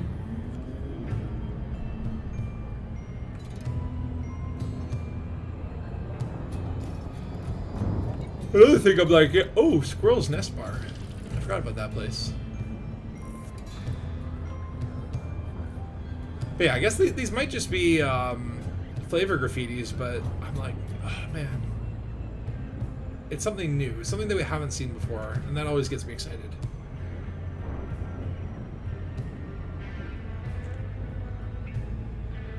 Oh my god, the forever 6 seconds.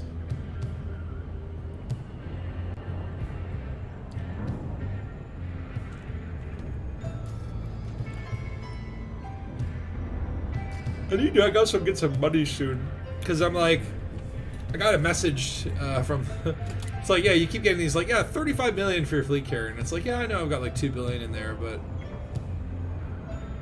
I don't know, I need more. I feel like I had at one point like 6 billion in my bank account. Even more than that. I think it was at like 10 billion when I got that carrier. And then it's like 2 billion. Feels like nothing. So there's a lovely potato shape.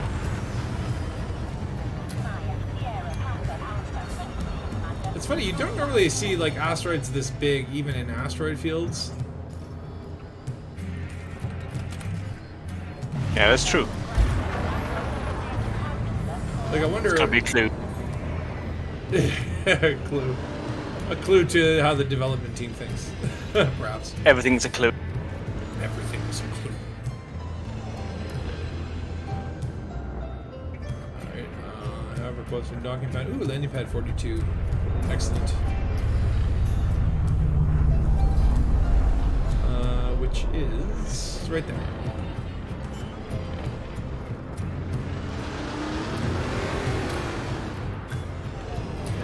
Oops. So close. So close to a perfect landing, and yet so far away.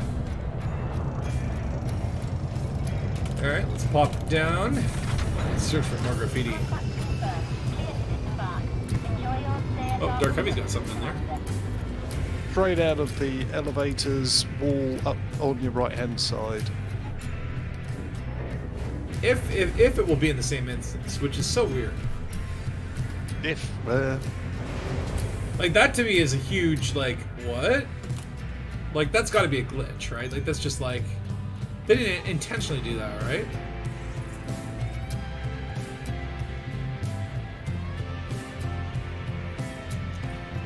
Probably. I'm still not seeing any graffiti in the hangar.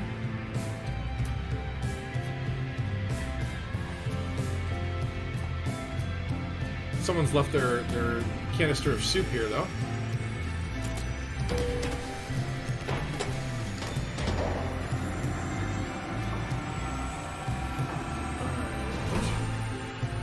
So coming out of the elevator. And where did you see it? To the left or the right, Dark? on the right, 45 degrees up. Oh my god, I actually do see it. Wow. Look at that. The graffiti has syncopated. Yeah, that's the first pro-Xeno one. Yeah, like we've seen anti-salvation, or we've seen like Aegis and Salvation, but this one looks like anti-Xeno. Both.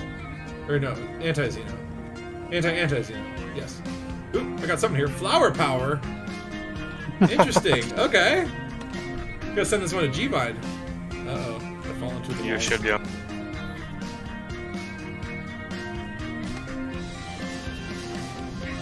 Oh no. Okay, I have to step away from the wall before I go into camera mode, otherwise my camera will go to oblivion. Yeah, no, I can't see that one. Instance.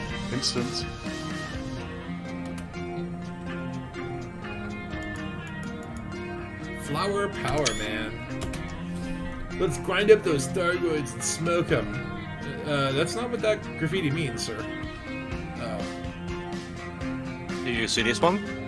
Which one? Dude, when I said pointed. smoke 'em, I meant like with like lasers and AX weapons and stuff, dude. What are you pointing at? Big area here.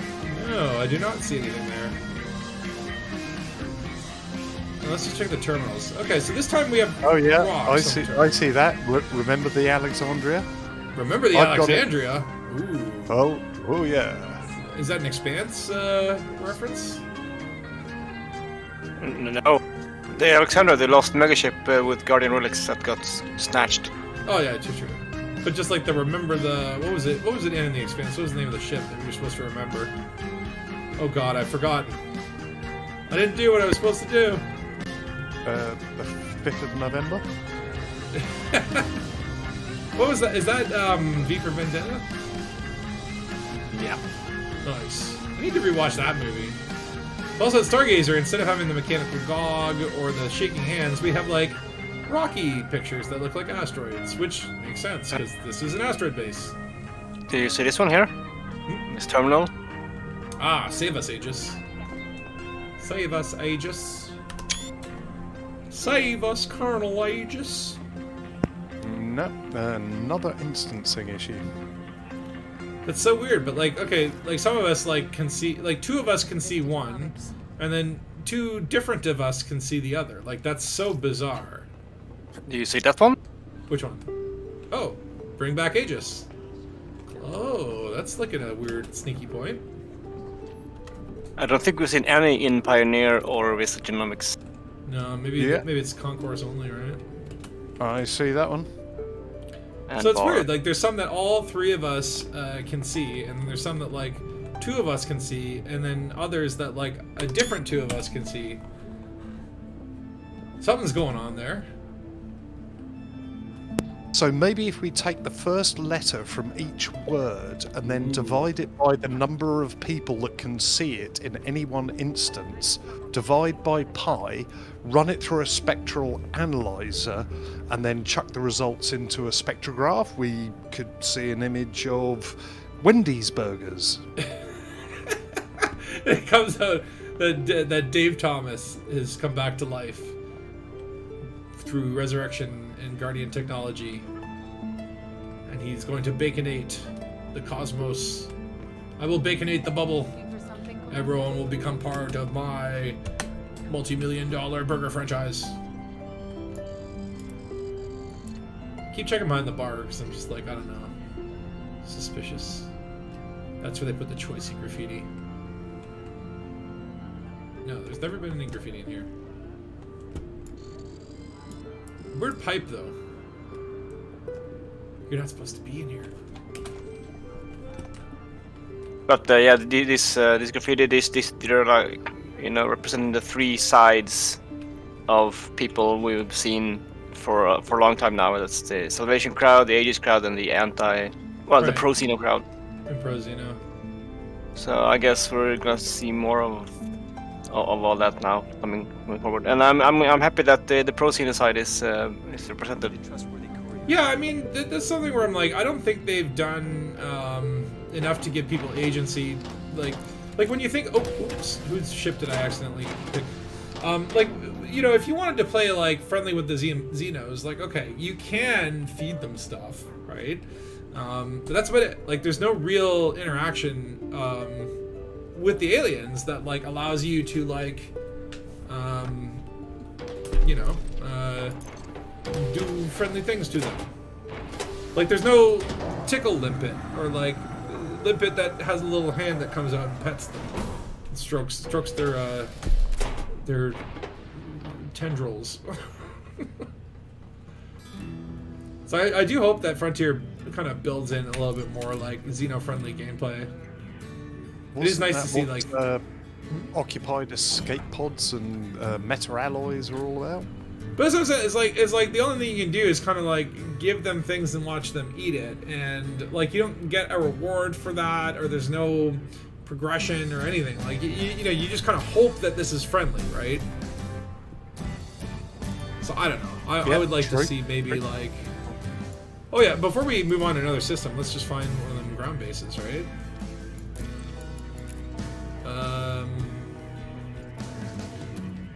Let's see here. There's a lot here. Jackson drilling, condos drilling. Leonard's fine. That's got the anti-Xeno initiative. Wait, is anti-Xeno? I guess they would be anti-Xeno. Yeah, that would make sense, wouldn't it? Good using your brain. Okay. I'm gonna go to what is it? Leonard's find. I'll check a different place just in case. Yeah, might as well diversify the exploration.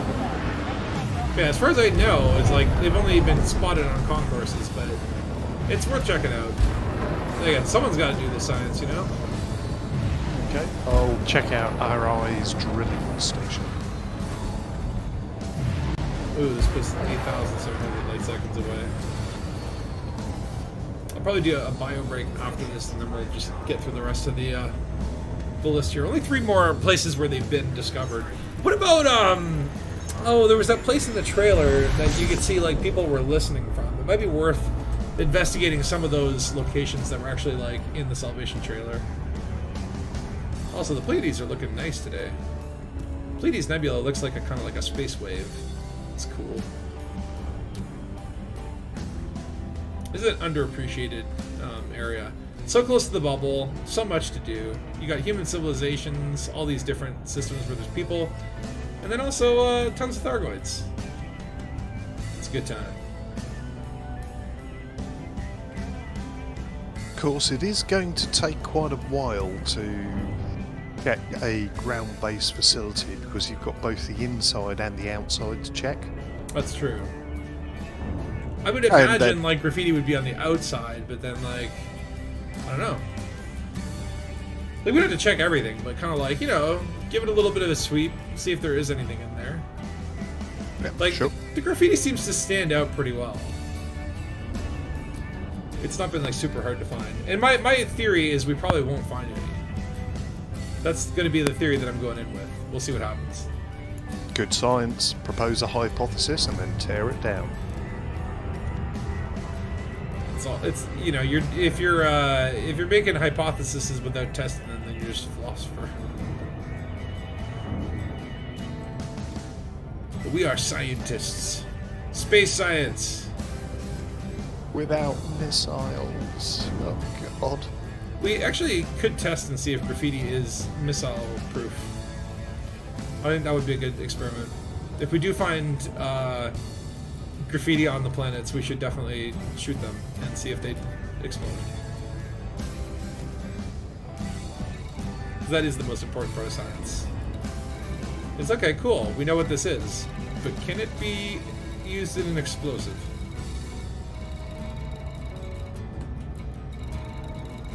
Let's look at all this stuff along the way. Yeah, you gotta keep an eye out for those listening posts and whatnot.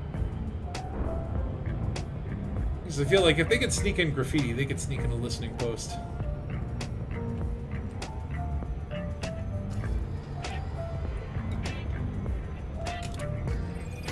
Let's see what else is in Galnet. So there's that article about Tanner, fears of Thargoid expansion. Actually, we are in the Pleadies and we have not been hyper-addicted, but maybe it's like you have to be really close to the whatchamacallit. And then what's this? There seems to be Sirius Corp gathering resources in Leasty, so like Sirius and Alliance are getting closer together. I guess maybe that will be like kind of like the next Aegis, right? Because I don't know. I think it'd be a mistake for them to bring Aegis back. Because like if the quote-unquote player agency was what kind of got rid of Aegis, then if they brought it back, I think that just sort of cancels out that being the thing. We should be okay for avoiding hostile interdictions because we're 95 light years away from HIP 22460, and I believe the hostile bubble is 60 light years. Oh, people actually have like calculated what it is now? Yeah, I saw. I think it was Burpit's video that was reporting on it. They condensed the science and all the rest of it. It's 60 light years is the perceived wisdom at this time. Yeah. I would suggest. I do want to go there at some point after we checked out this Graffiti and just do a little bit of fun in that system. And hopefully we'll get to see what that looks like. I imagine it's just like what you would imagine is you just get hyper-addicted and they just start shooting at you. And then you die. Yeah, that was pretty much the roundup of his video, which is take weapons, lots of weapons, or go fast and run really, really quickly. There aren't any other options. Well, the other option is just submit, surrender, and hope they'll maybe just throw some meta alloys out there and hope that your sacrifice will appease the Thargoid gods. So they've got sacrifice rooms, but we don't. It's like that. Right? Yeah, okay. Like maybe this is the problem. We haven't done enough sacrifices. We need to bring human sacrifice back in 3308. Those dark alleyways in the station platforms. I mean, I love the idea of like they should have more cults in the game. There already are a lot of cults. Like there's like the cult in like Icenor or whatever. the Far God cult. But I'm like, I would love to see like, yeah, like you go on a mega ship and you're walking around for too long, and then all of a sudden someone comes and puts a bag over your head, and you get sacrificed, and then you just rebuy. But it would be like, wow, I got sacrificed. That's weird. I don't know if that would affect the rating. I think it might have a significant impact on the Peggy rating. Yeah. Like, I don't know. Like, I've seen everyone's playing this game called Cult of the Lamb right now, and it's like, I guess you build a cult. I haven't really looked into it. It looks like a neat little thing. I hear a lot, but like a bunch of friends of mine are playing it. It's just like, come on, there's tons of games where you make like cults and sacrifice people, and tons of games where you shoot people. I don't know why. I guess the problem with the lead is something like, from what I heard, is like you can't once you pick a rating, you can't change it. So the idea being like, if you put your game out and it's PG-13, you can't add like a DLC. You can't like update it and make it R-rated kind of thing, right? Like they don't allow you to reclassify your rating because like people might have bought it when it was PG-13, and if you put something into the game, now I don't know if how that works with DLC. Like, could Odyssey have a different rating than Horizons? Maybe it does. I'm not sure. But I don't know. I wish there was at least an option to make this an R-rated game. I would toggle that on. You know, when you go to those Thargoid sites, like you'd actually see little bodies floating in space, or on the combat things, like you shoot someone with a rocket launcher and they literally explode and, you know, fly into pieces as opposed to just crumpling. I would dig that. I don't know if you guys have played like the Doom, the more recent, not the most recent Doom game, but the one before that one. It's like 2014 or something. Have either of you played it? I have played the 2016 version, yeah. Yeah, that's the one. Not me, no. I never beat it, but like it's so crazily violent. There's something like cathartically satisfying that satisfies that inner carnivore, or you know, that sort of like that human barbarism, when you're just like ripping people's heads off and, you know, using their spine as dental floss. You know, there's it's amusing. Not people, monster. Yeah, it's monsters. Yes. Yeah, monsters. So it's fun. Yeah, big distinction there. Good for pointing that out. I mean, you know, depends on the person. Oh, what's going on here? Are those just rocks? Oh, those are very bright rocks. I've got... Oh, no. They get shy when you get up close. Well, I'm in a conflict zone here, but I'm not choosing a side, so I can just walk around. Yeah, true. You could be a journalist, a war photographer. Alright, I'm just landing here, and it's like a super small settlement here, which means easy to search. Alright, let's see if we find any graffiti. Now, what would be cool is, like, and a lot of games have this, where, like, you can spray paint your logos on walls. I would love to be able to pick, like, hey, this is what I want my logo to be, or my decal, and then go around and just, like, press a button and, like, just spray paint the wall. Like in Half-Life. Exactly. Or, like literally, like, 90% of first-person shooters have that. Like Team Fortress 2 and stuff like that. Alright, nothing on the main arches.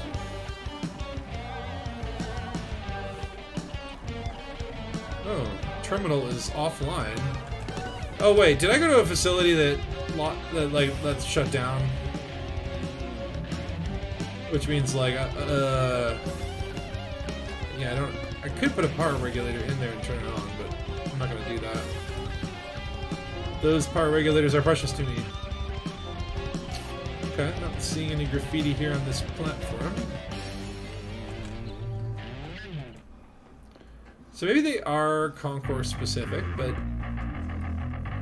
this is only a small sample size. Oh, I'll take that stuff. Might as well do some looting.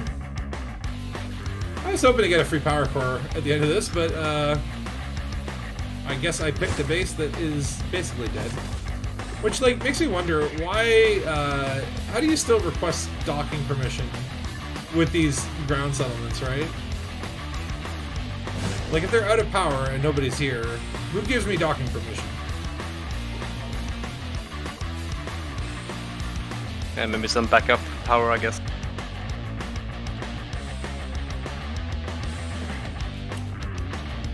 Just keep And enough there are power.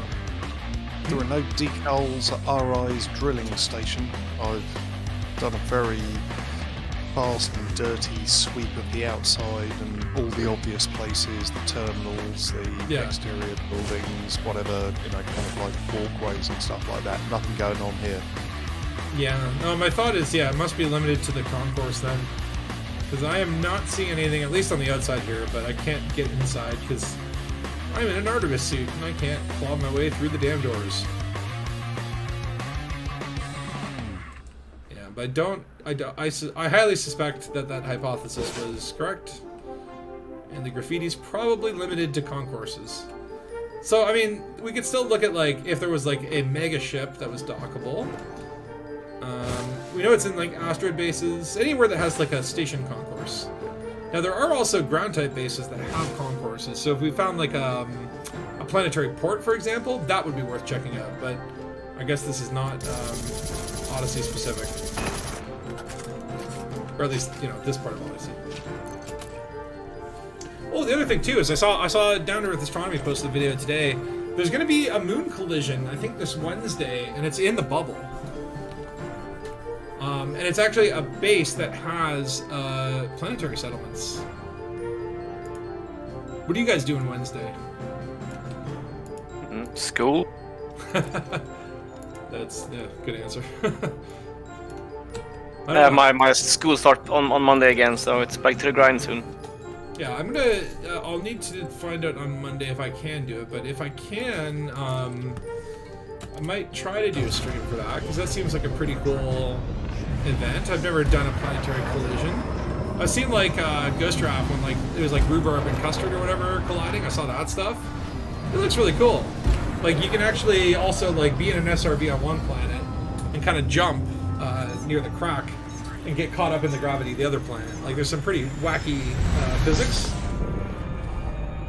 So that might be worth checking out, but I don't know if I can at this point, so I don't know. I'll tweet or something if I'm able to do it. Alrighty. So we need to head to the next place. Ayasu Dock. See what other graffiti we find. But I find it's interesting that we're finding like graffiti that only some of us can see, and then like it seems really random. Actually, you know what? Before I even jump, I might need to do a quick bio break. I feel the thing we have. The thing we haven't seen is that we are seeing different graffiti in the same place. Yeah, that is new. I don't think anyone's reported that, right? So it's either you see it or you don't. It's exclusive. Maybe it is like if you're elite in exploration, you get to see some graffiti, and if you're elite in combat, you get to see different ones. Maybe the elite badges actually work as some sort of like they live style glasses, right? If you're elite in combat, you can see all these wonderful messages that are scrawled in the bathroom wall.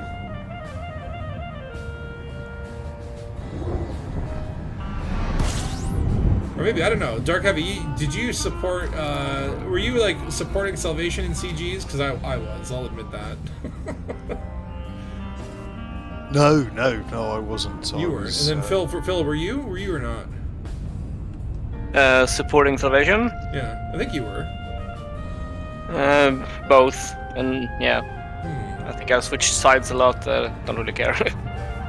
I mean, still though, it would be kind of weird where it's like, yeah, like if you supported one faction or another, you see like certain graffiti. Like I don't think it's that complicated. I think it's just probably RNG.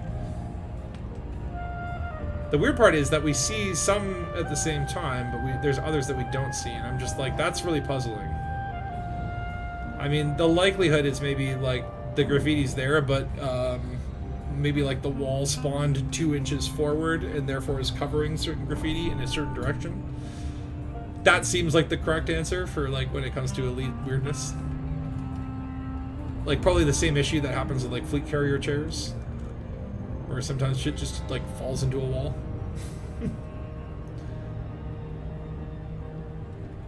Alright, coming in on Ayasudak. Also take a look at this.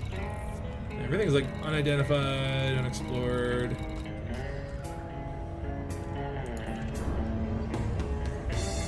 You should probably be doing some exploration, because I guess as Dangus is going into expansion, I believe when it's in an expansion state, or I don't know, when it's around an expansion state, you will get a bonus for exploration data. I'm pretty sure that bonus applies to like when you land in a new system, like what your starting percentage is going to be. Like, do you start it at 9% or do you start it at 12%? I think that's how it works. So, you know, if you're doing exploration, come to Bologna's and cash it in a couple days at Tiedemann Dock. And give us your imp. We need imp. Okay, I am docking with Ayasu. Ayasu.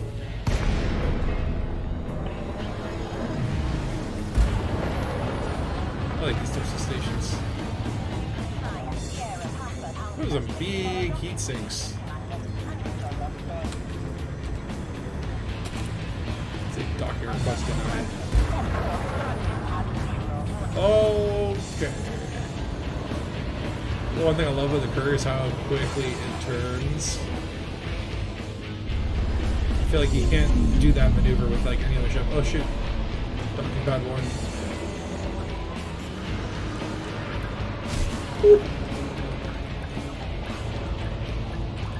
Well, this is a very bright and shiny station.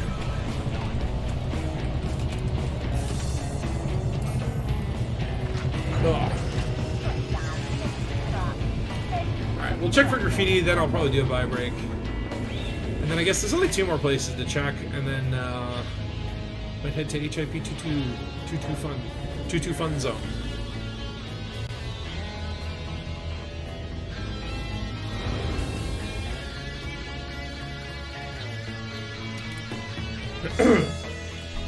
Alright, disembarking. So again, we have not found any graffiti in the hangars so far. And it looks like that's probably not where they spawn. So you would think like this would be a great place to do graffiti. There's no security cameras, no one can see what you're doing. And nobody's ever down here. They don't have like hangar guards or anything. No graffiti in the elevators. Probably for technical reasons. Ooh, I like this concourse. It's very pretty. Nope, that's not graffiti. That's a warning label. Oh, okay. There's some graffiti here. It looks like a scout with an X through it. Or like the old school wireframe kind of Thargoids. This is hidden behind barrels as well. I've actually not seen that one yet. I wonder if these are all... because some of these, like, obviously, like... They're not decals that you can put on your ship. And I wonder if maybe... Oh, there's another one. Okay, that graffiti is literally just like 3 Thargoids.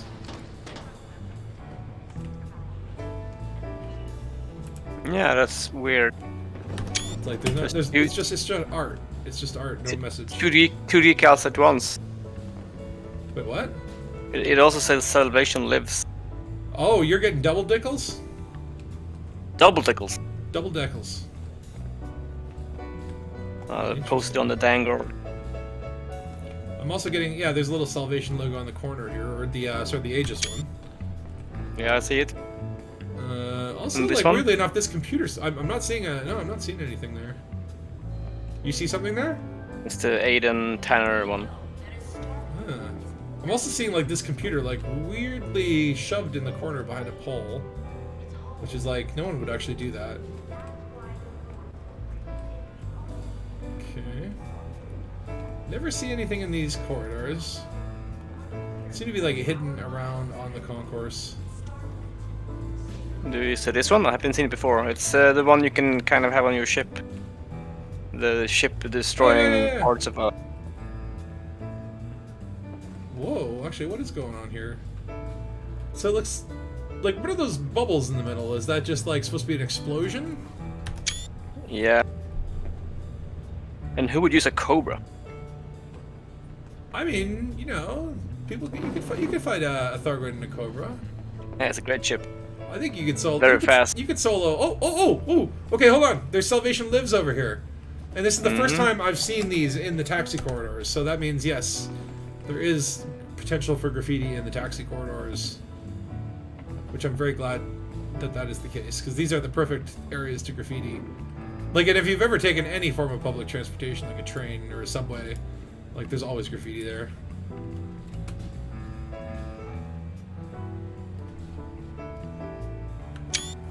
There we go. A little selfie by the graffiti. Salvation Lives.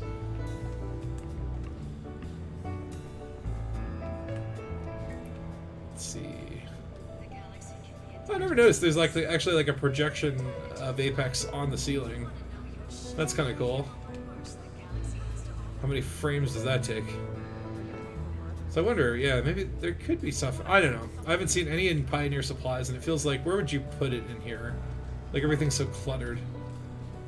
But that's like their franchise model, because every Pioneer Supplies is cluttered in exactly the same way. All right, so let's see. Okay, so the background on this screen looks like a bunch of like computer nodes or whatever, like circuit board pieces, and that kind of aligns with the circle with like the logo of Aisu. Like to earn some credits. Might have. So maybe that has no relevance. Did I check in here? I think I did. Anything by Frontline? I was convinced I'd strike a rich on my first try and retire on the I haven't seen graffiti on the ground either. But that's somewhere I've not been looking too much. Oh, nope, not here to buy ship, just looking for graffiti.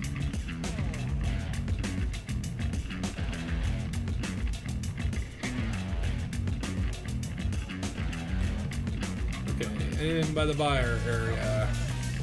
Did you see any other ones, Phil? Have a Deliver Us Salvation down here. I think I Below saw the stairs, yeah. nothing over here. These are really nice touches, though. I mean, like, even if they did a small change like this, like every 2 weeks, I think a lot of people would be like very happy about that. Myself included. Again, always check behind those bars because I'm just suspicious of these bartenders. Who do they really work for?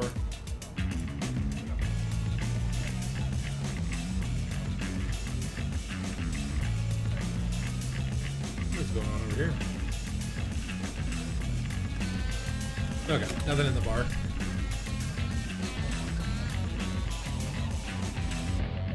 Check every inch, though.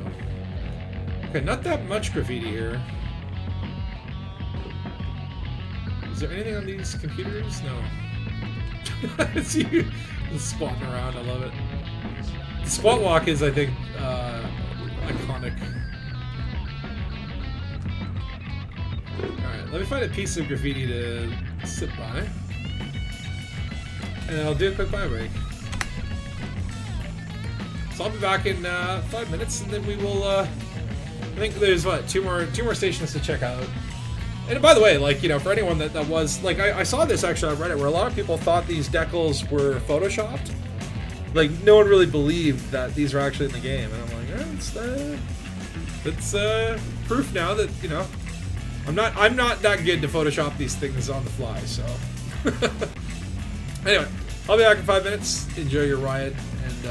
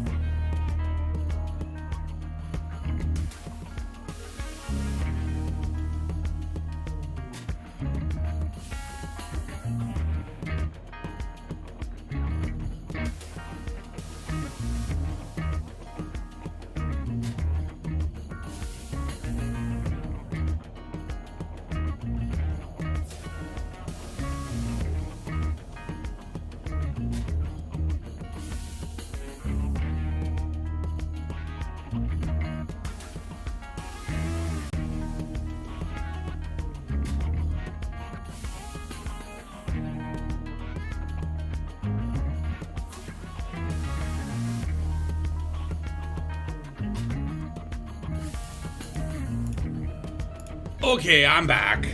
How you doing? What have you bought? What have you rioted? How many kidneys did we lose? Don't you dare. Oh my god. Yeah, so I'm like totally... by the way, how was Crocodile Dundee, Dark Heavy? Is he still on Bybrick? No, I'm back. Yes, traumatic. I think was the. It was a blast to the past of my childhood that probably should have remained in my past. But there we go. Sometimes you just gotta go digging up old wounds, haven't you? So like, okay, the first one was like Crocodile Dundee, and he has to go to America. What was the second one? The second one was like he's in the outback. He's like in his element, right? That's because America drug dealers caught up with him, and he was like, "Nah, mate, I got to see him coming, so I need to get back to the outback, whatever. The outbush. Drink Fosters and throw a shrimp on the barbie, and then take him out, and it's all great, mate. Hey, I get the lady at the end of the day. You all right, mate?"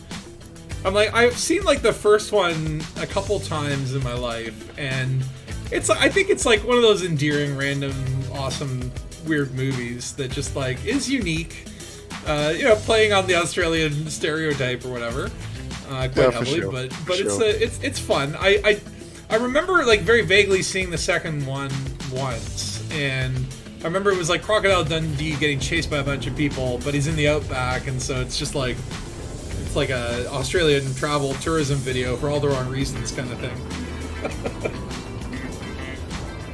I feel like I should rewatch those. It was very much of its time. I just remember the one scene, I think it's from the first one, where like the guy's gonna jump off a building, and then Crocodile Dundee gets out there and he's like, what are you waiting for? Just do it. I don't care. Something like that. I don't know, you probably have it fresher in your memory. Yeah, I think they may even have made a pastiche out of that in Lethal Weapon when Riggs goes up on top of a building. And it's just like that whole kind of like, yeah, you're going to commit suicide, so what, look at the sunrise. That's going to make a real mess, isn't it? But hey, it's 12:15. You want to get a sandwich? Yeah, carry on. That's another movie series which I should probably go back and rewatch, the Lethal Weapon series. I do remember enjoying them. They kind of like the best, it's like the best example of that like buddy cop movie. Riggs and Murtaugh. Oh yeah, a timeless classic. And then Joe Pesci, which you don't see much of Joe Pesci anymore. Yeah, I think the mob finally caught up to him. I don't know if it was his acting self or his real life self or just the whole persona, but like that guy always had it coming one way or another, several times. Joe Pesci's great. I remember, like, My Cousin Vinny. That's another classic movie. With what's her name, Marissa Tomei, I think.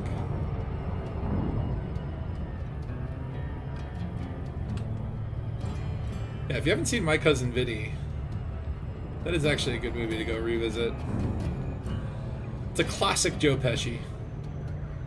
Joe Pesci's done some interesting, like he's done like like Goodfellas and stuff like that. Where he's been in like serious gangster movies, but then he's also done these like wacky screwball comedies. And like, who can forget him from like Home Alone, right? It's so weird. You watch Goodfellas and then you watch Home Alone, and it's like, what? Yeah, absolutely. The guy's got range. Oh, one of my favorite actors. He's awesome. I miss Joe Pesci. I think the last movie he was in was like that latest Martin Scorsese. I don't remember the name of it. I just remember there was a lot of de-aging. It was like The Irishman or something.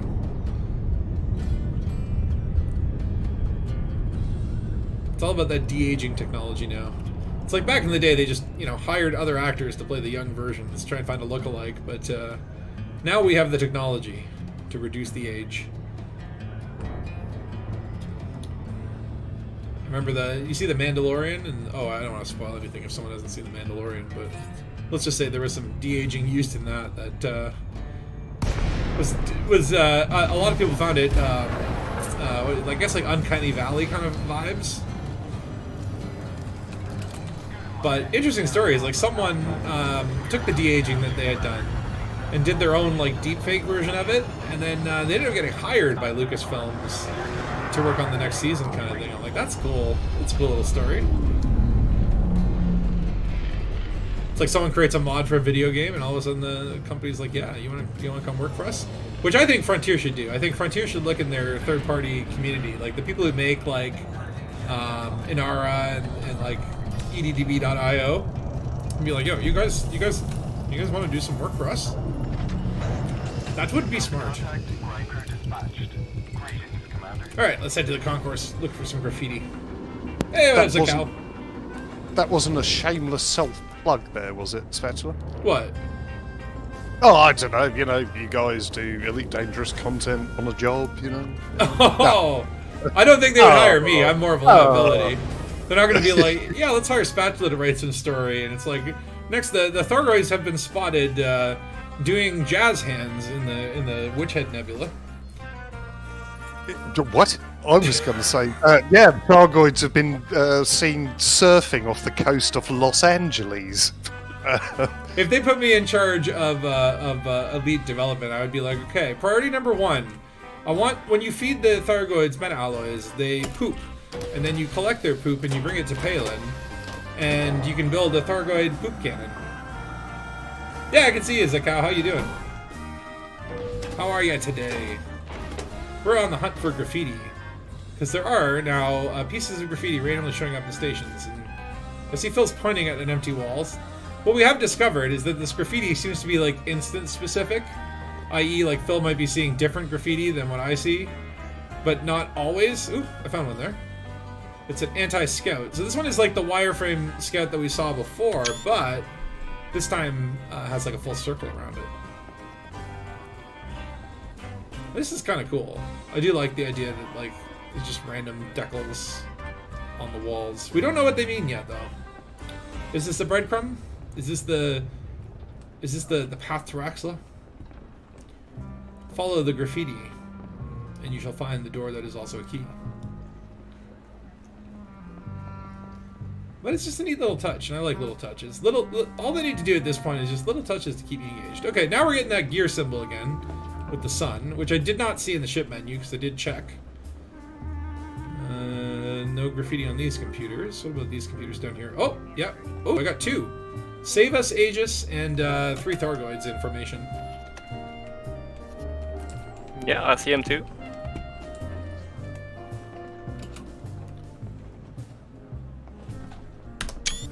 Screenshot. Yep, oh, I can see both of those. Okay, so those are not instance specific.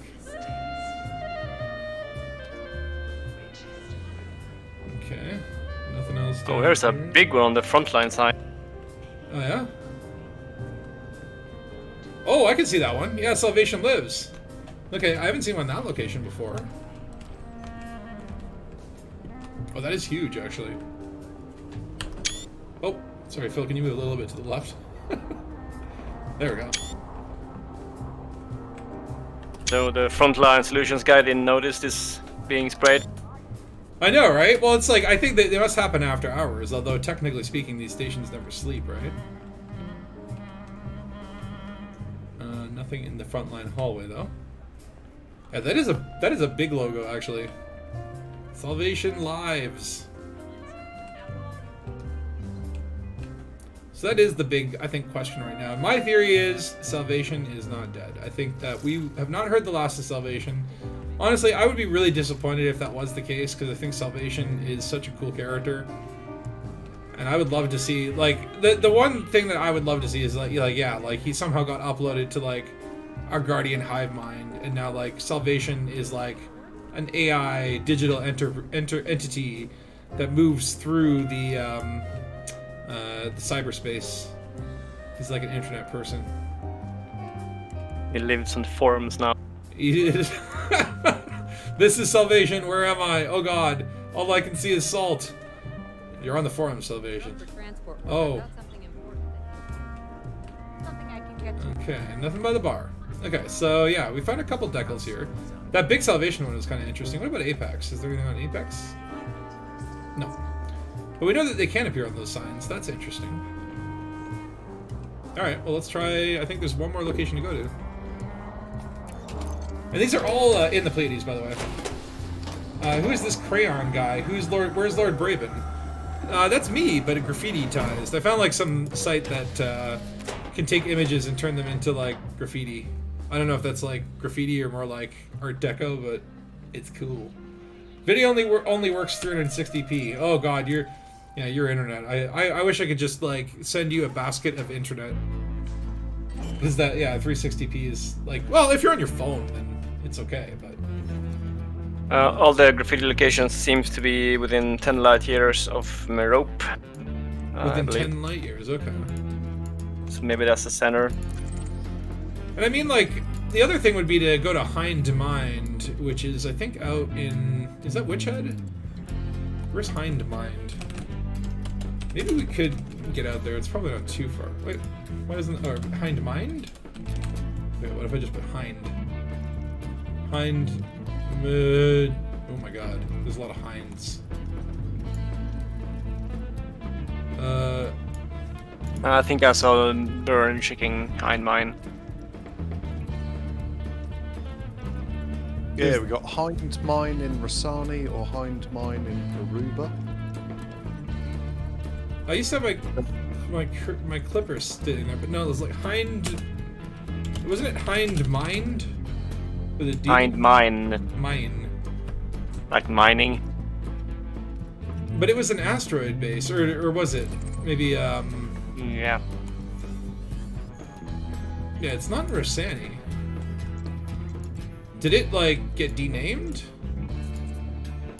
Did you miss the riot? Yeah, you missed the riot, Ray. That's okay. You can riot anytime you want. Alright, so we gotta go to... What is this? Agricola's Ascent. Which is in, this place. Pleadies thing. There's a system. What is this? Do you also get 4 search Clubber, hits thank you. when you search for Hind Mine? Well, Clubber just it's in the T-Tori system. Yeah. So that might actually be interesting to go to T-Tori and see if there's any... Because, I mean, that is kind of like the place where Azimuth is based in. That's like their main base of operations. I might need to switch into my Diamondback to get out there quick. My Courier, what's the jump range on this? Only 18, 19 or so. I thought it was higher. Maybe it's because I probably took out my frame shift booster because, well, if you go into that system which shall not be named, then bad things happen. Bad things happen if you bring Guardian Tech. Actually, I really do want to check that out. So maybe after this system we can head out there real quick and then jump back. But yeah, I was out at a concert late last night. Oh, what the hell was that? Did you guys see that? There was like a planet in hyperspace. Was that That was Raxel? on foot.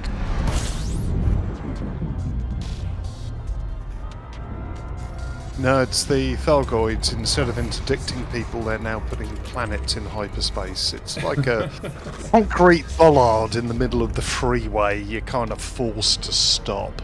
It's a Thargoid, what do they call it? Like a traffic jam.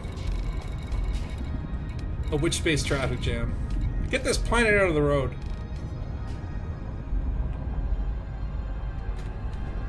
Oh, but my god, my legs are killing me. I did so much walking yesterday. I met with some friends. Like, I biked down, in Toronto we have this, like, thing called the X, which is, like, basically a, a giant carny event that comes to a certain part of the city, and they set up, like, Ferris wheels and little rides and, like, all those, like, carny games and stuff like that. And you basically walk around, and it's right next to this big outdoor concert hall. So we were going for a concert, seen the bands Interpol and Metric. And then kind of just hung out in the X, met with some friends earlier. And the X has like these weird, kind of carny foods. They had ketchup and mustard flavored ice cream. I was not brave enough to try that. I'm like, no. That doesn't need to That happen. sounds shady, yeah. I didn't see them, but they also had mac and cheese lemonade. And literally, like, imagine lemonade, and just at the bottom of the glass, there's just a bunch of mac and cheese floating around. It looked disgusting. But that's kind of a staple. It's like every year you go there and see what like crazy food. I remember one year there was like deep fried Coca-Cola, and it's like literally like you can deep fry anything. They just pour the Coca-Cola into a deep fryer, and it literally comes out like a funnel cake, right? It's the weirdest. Unfortunately, my imagination is so vivid that I can actually imagine that. Now I have an image in my head. There are some things that like, okay, like I'd try it just to kind of be curious and see, but ketchup and mustard flavored ice cream, no, I don't need to know what that tastes like. There are some mysteries better left unsolved.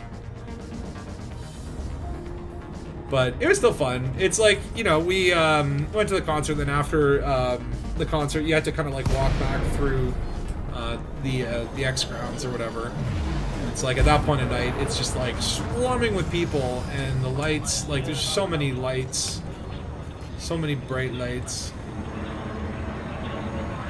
But now my legs are all sore.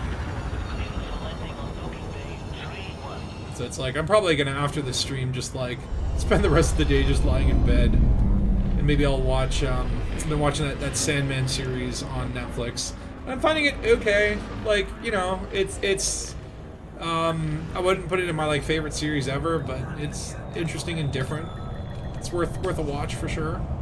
I found it a little bit hard to get into at first, but it's all right.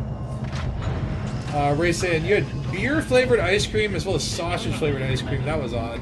So I would try beer flavored ice cream. That would be something I'd explore. Funny enough, sausage flavored ice cream. I was joking with the friends last night. I'm like, the ketchup and mustard. Where's the relish flavored sprinkles?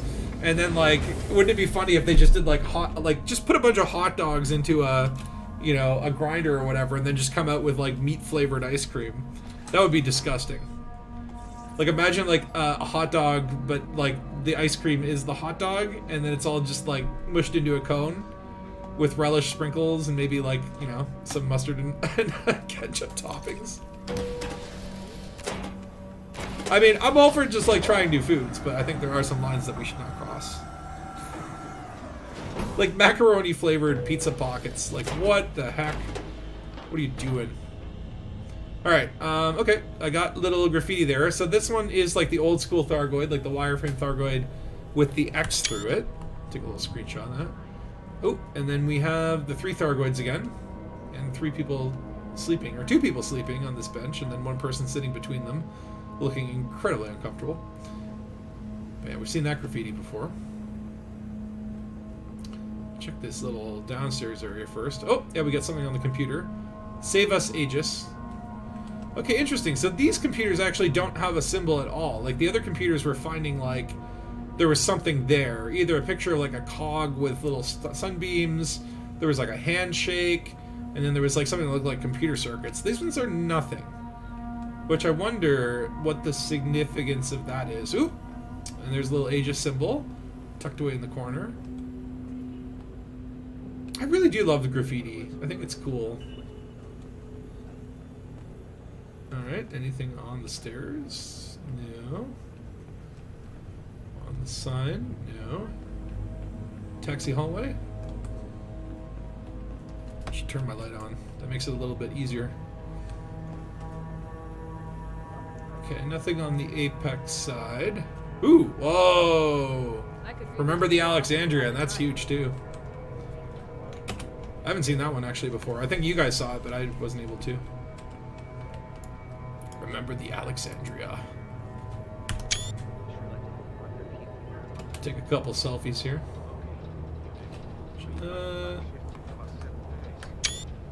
There we go. Yeah, that's cool. And that one's got like a little mega ship in it too. That's a huge decal. Anything in Pioneer? No, we haven't seen anything. So it looks like the graffiti doesn't appear in the little side shops. It's kind of limited to like the main concourses. And we did check some settlements as well. We didn't see anything down there. But like, there's a lot of different places that it can appear. Like, someone probably spent a whole day just like picking out the spots where graffiti could appear.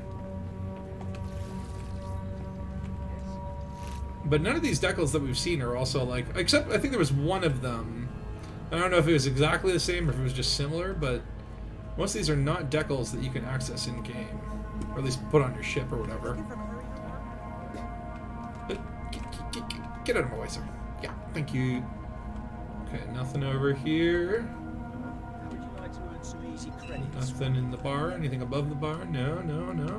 Something I can get you, Commander. Alright, looks like we saw all the graffiti here. Yeah, remember the Alexandria. I like this. I really like this idea. Real difference. You have burgers with donuts for buns here in San Fran? Apple fritter burger. So donuts, what do they call it? The cronut or whatever, where it's like a Krispy Kreme donut exterior and then like a cheeseburger.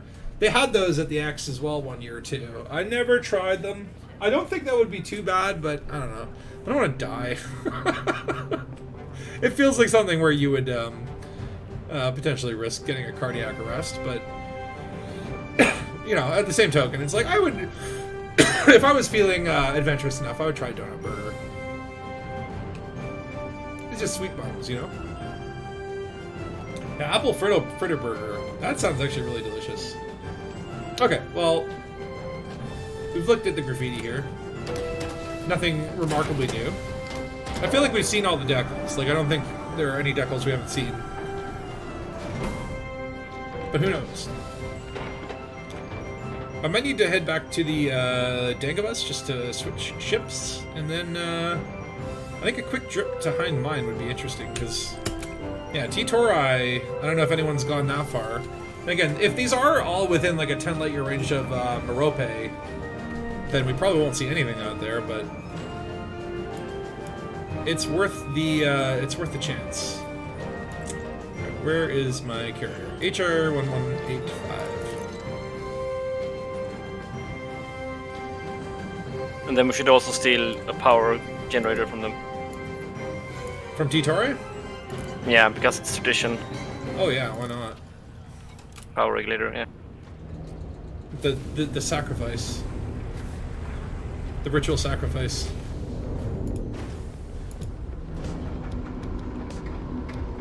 But yeah, I don't know. What's the weirdest food that you guys ever eaten?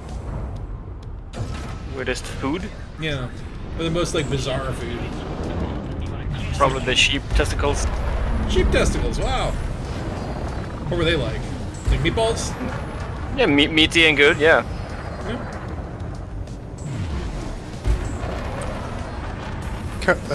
Coincidentally, or ironically enough, it was Bungara, which was also mentioned in Crocodile Dundee one. Yeah, I was backpacking in Australia, and somebody invited me to eat roadkill, and it was, yeah, this is a Bungara. Grill some. And it was okay, actually. Kind of like chicken, but a little bit more gamey. Alright. I feel like, I'm like, I'm not that, I guess I gotta eat more weird shit. Like, I'm like thinking the weirdest thing I have is like a beet burger, a burger with beets in it. So that's not really that bad.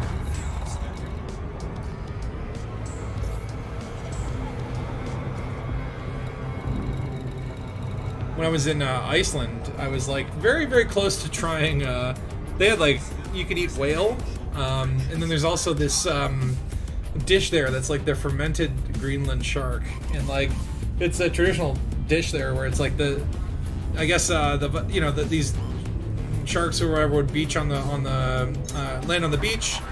They would bury them in sand, let them ferment for several weeks, and then just eat them raw. I was like, I don't know about that. I don't know about eating fermented beach. Yeah, shark.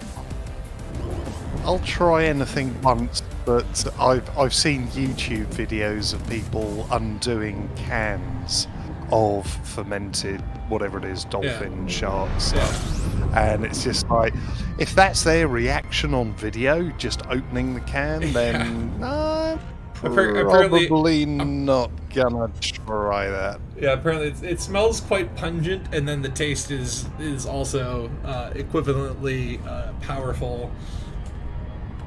It's like that feels more like, okay, like you eat a little bit of it and then eat something really good after to make up for it. Just to say that you did it. But I was like, no, I'll pass on that. And I don't know about eating whales. I like whales. But then, what was the other thing there? You could eat puffin. And I'm like, I'm not eating puffins. I like puffins. A local thing here in the south of Sweden is eel. Oh yeah, unagi. I've had eel with like sushi. Local, like Swedish eel. Like a Swedish eel. Yeah, Is nothing that- Japanese about this. Is that like a Swedish fish? It's their eels, or you know, Swedish berries? Yeah, like eel. They're like long fish, sea snakes. But you just like eat them like on their own, or you eat them with rice, or what? How do you eat them? I think it was for like a Christmas feast. I had it, so it was just like smoked or something. I don't know. Smoked eel. I don't mind. I don't mind eel with like sushi or whatever. I've had it. It's like a little bit. It feels like it sticks to your throat or whatever. I don't know. There was like a weird sensation with it, but it was actually kind of tasty. It's like the fish of Merope, except with less spines. I feel like I haven't been on Twitch that much. I forget to go on there, but it's like I haven't watched Nanya Biz stream in a bit. He's pretty good. And I watched a little bit of Orange Phoenix the other day before Frontier's big stream. Then another developer come and talk about, just a little fireside chat, which was kind of cool. Nothing really came out of it. I can't remember what he was talking about, but he was like working on whatever he worked on. So it wasn't like, we didn't get any roadmap insight, but I always find it neat to, have someone from the development team come and talk about what they think about when they're putting game design in. Yeah, I watched the Frontier stream. There was another drop, some sort of like another one of those mango skins, but I think this time for like a diamondback or something. Which I don't know. Maybe I have that skin. I can change. I can try it out.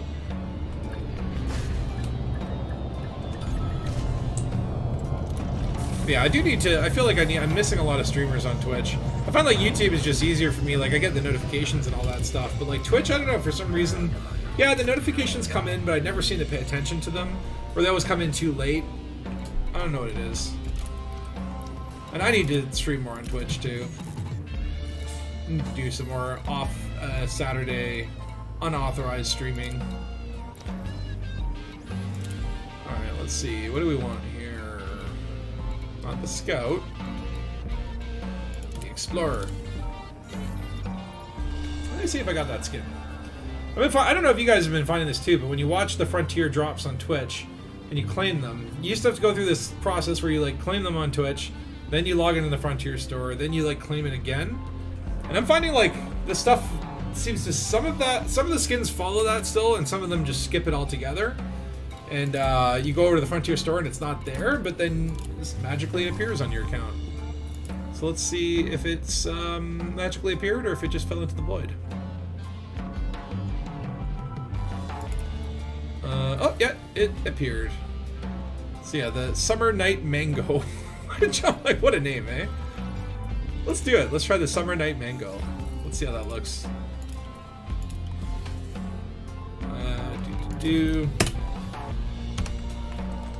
It's very tropical, very festive. It's like if you're going on vacation in your Diamondback, this is like the equivalent of a Hawaiian shirt for your ship. I like it.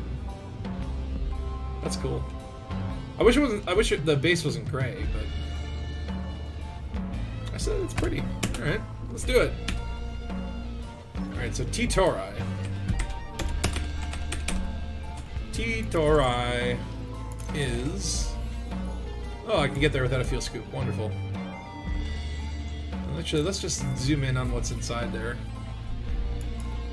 There you go, Hind Mind. So how come this doesn't come up in the search thing? Okay, the Musashi is also back here. So that's interesting, because I think that was, like pre-Proteus, that was closer to the HIP, the system that we challenged the name of. So, okay. We can check out both those places, because I believe you can dock with the Musashi. And there could be some cool graffiti. Get a nice view of this for the, Yeah, I really do like these paint jobs. Actually, I prefer the blueberry one. There's like this one, the mango one, and then there's like a blueberry one. I think I have the blueberry one for something else. I can't remember which ship. But it gets to the point where you have so many ships and so many different skins that you don't remember which one goes with which. Okay, so for me, it's about 5 jumps out to T-Toro. How about you guys? Are you in jumpable capacity? Yeah, I'm already there. Yeah. You're already there. Oh damn. I was already in my DBX already. Ah, true. Yeah, my DBX is definitely mine. Like, if you need to get somewhere within 500 light years of the bubble in like 4 or 5 jumps, this is the ship for you. I'm still debating on like what I want to do with my Anaconda, and should I make it a Jumpaconda? But Jumpacondas are very like paper thin hull.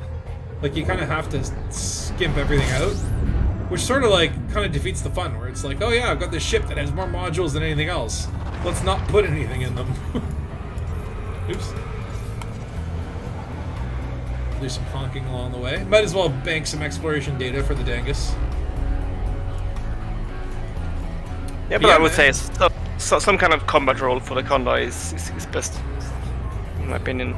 Yeah, I was thinking about just doing like that, like full turreted beam lasers, kind of like an AFK build, and just like, kind of, you know, float through an asteroid field with 1 ton of bio waste in the cargo and let the pirates come murder themselves on me. I feel like Anaconda is better for the NPC combat. Like if you're gonna fight another player, like an Anaconda is a little bit slow. But for NPCs, it's great. And that's still like, when you look at it, it's like, okay, my trade rank is Elite 5, thanks to the Golconda, which is insane.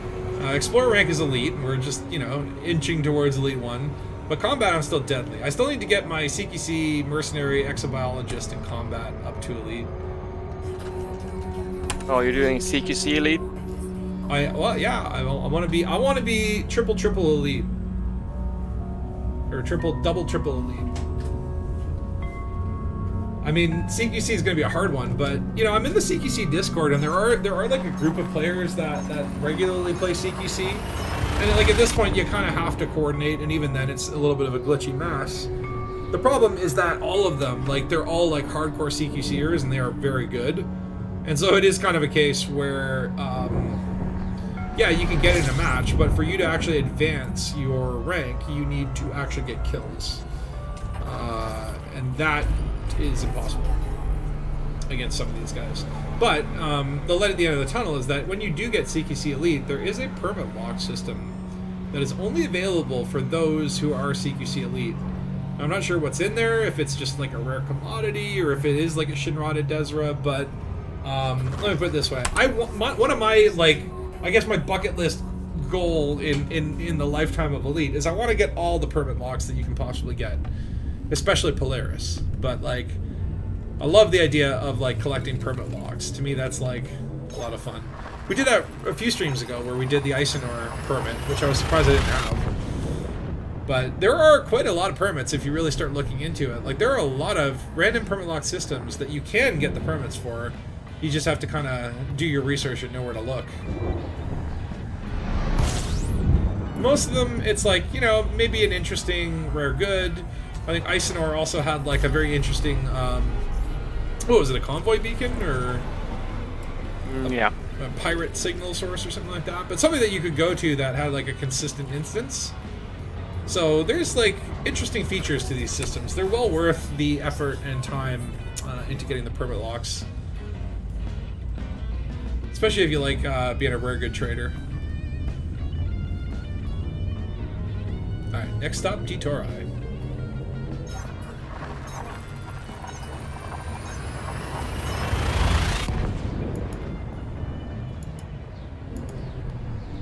Alright, so I wonder what Hindbind looks like these days.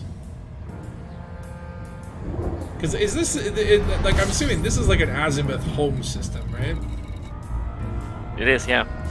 Like, this is like, and I know that there was this, like, kind of like anti-salvation coalition or whatever. Oh, fuck, I love this nebula. It looks so cool. But, like, there was, like, a bunch of people trying to push azimuth out of any system they could.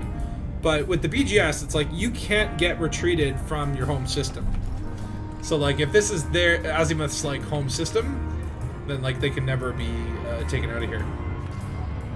But right now they are the controlling faction. Only 2 people out here: Hind Cooperative and Azimuth. An independent business organization that has incorporated its respective home government. That's all we know about that. They are native to the system, yeah. Yeah, so Azimuth. they cannot be expunged. Oh man, that's cool. Pretty. Probably not stellar screenshots worthy. Man, I've been looking at these stellar screenshots that people do, and I'm just like, oh, there are some really, really, really talented photographers out there in this galaxy. I've seen some amazing screenshots. Screenshots that would make the James Webb Telescope cry.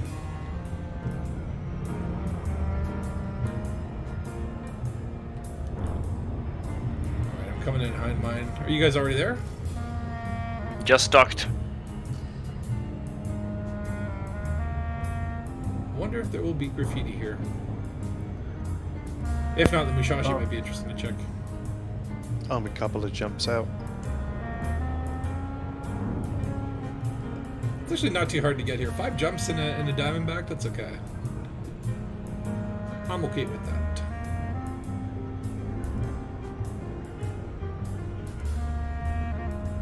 Alright, coming in myself.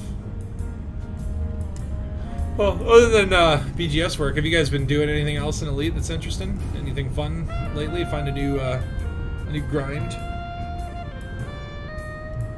Nope, just Valheim for me. Yeah, that's it. I've been addicted to Valheim. I think Valheim is awesome. And I'm like, the funny thing too, it's like, it's still early access, and like, it's still not technically complete, but it's just a heck of a lot of fun. It's a fascinating game to discuss for sure. Because I mean, it's made out of really simple parts. There's nothing fancy going on, but still you kind of like it. It's just like, you know, I think like a game with base building and like crafting and stuff, like a lot of times it's just like, a lot of times I get annoyed, but for some reason I think Valheim simplifies it enough that it's just like, yeah, okay, yeah, cut down some trees, go get this resource or whatever. And I just like building bases, and I think that's a lot of fun in the game. The only thing that drives me nuts is that you can't take like metals through portals, so there is like a need to like do some boat trips or whatever. But also at the same token, it's kind of like, that makes it fun, because then you have to like plan a little sailing trip. I don't know, I'm enjoying it. If you haven't played Valheim, play Valheim. It's fun. It's not too expensive. But I think they're like, it's also like, it's an early access game, and they had like a roadmap. This is funny, where I wonder if this is an influence on Frontier as well, but like, they had published a roadmap, and then they had to like take it down and say like, and retract it, because I think Steam has a policy, and I think it's actually a good policy, where it's like, if you have a game in early access on Steam, you're only allowed to talk about features that you currently have, not feature, like they don't want you advertising features that haven't been added to the game. So they had to like pull their roadmap, which I'm like, that's a good policy for Steam to have, because you know, it's like if Elite Dangerous had a page that said like, experience big game hunting, walk around in your ship, then I think more people would be a little bit pissed off and disappointed. Yeah, it prevents the hype train from leaving the station. Yeah.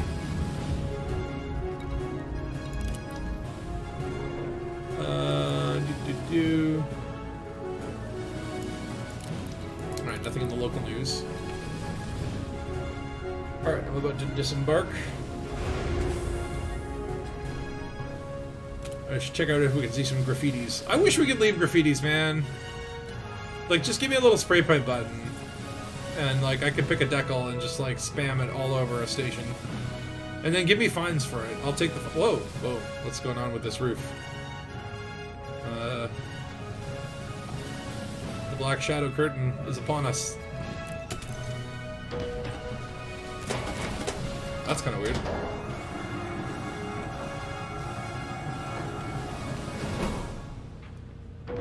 But who do you think this Space Banksy is that's going and leaving graffiti everywhere? Okay, so far I'm not seeing anything.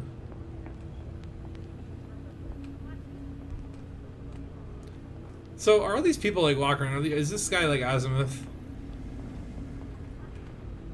Okay, so Hindmine has the little rocky symbols. So that might be an asteroid base. Not seeing any graffiti. Nope, nothing up there. Nothing on the staircase. Phil, you see anything? Nope. Okay, so maybe there is no graffiti on Hindmind. I mean, it's worth a shot. Hold on. No.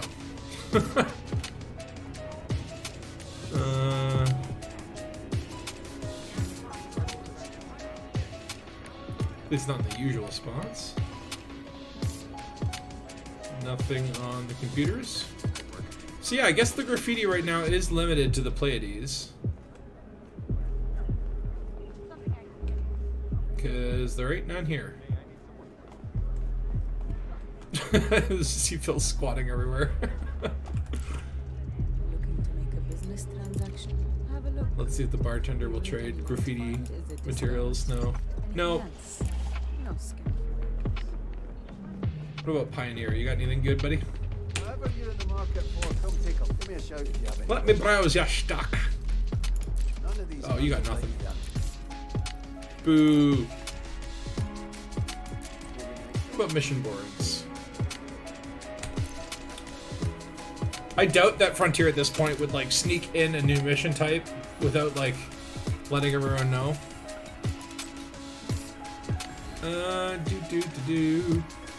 It's all like just retrieval missions, covert shutdown, all the usual suspects.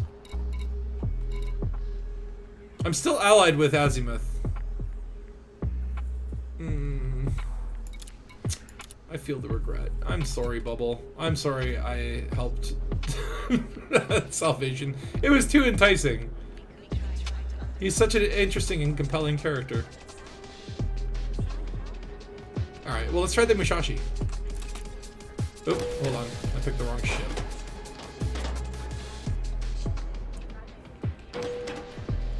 So we're both in red DBXs now. Nice. Well, mine's now Mango. Oh. It's been repainted Mango. Just to, you know, get the mileage out of that. I'll put it back to red later. Cause I do like the red look of it. But you know, I want to get the mileage. I got a free skid through Twitch. I gotta use it. And it is kind of pretty. I do like it. It's like a little vacation ship.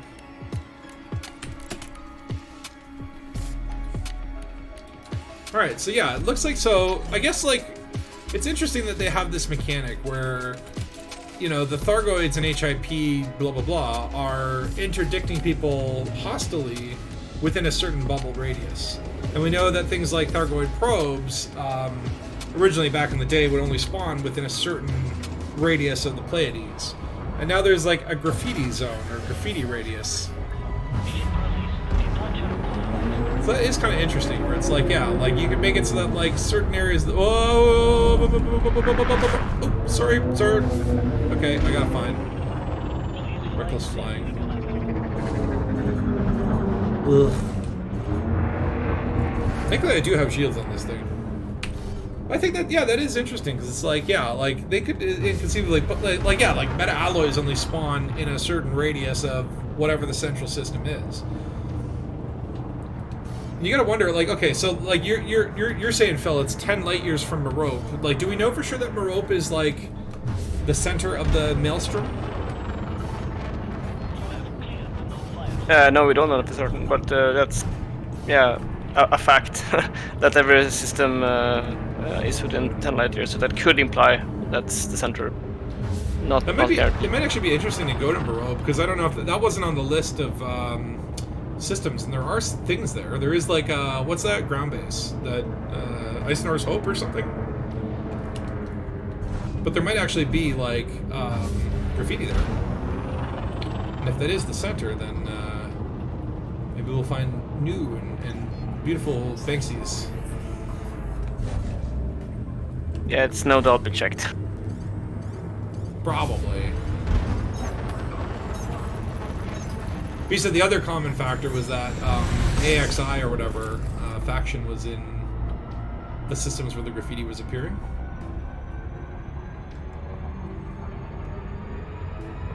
So it could also be an alternative thing, is look on Inara, find out where that faction is, like, far away from Merope, and see if it appears there. We're doing the graffiti science.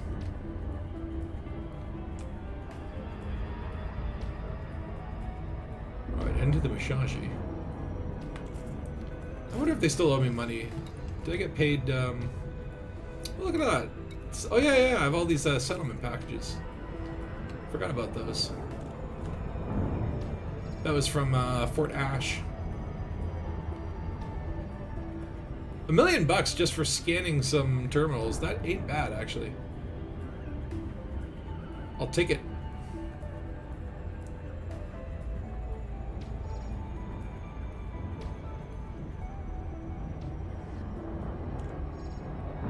All right. Coming in on the Mushashi.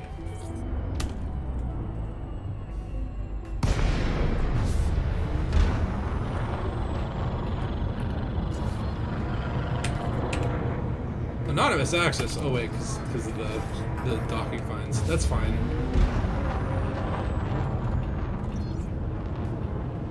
It will still. I can still dock.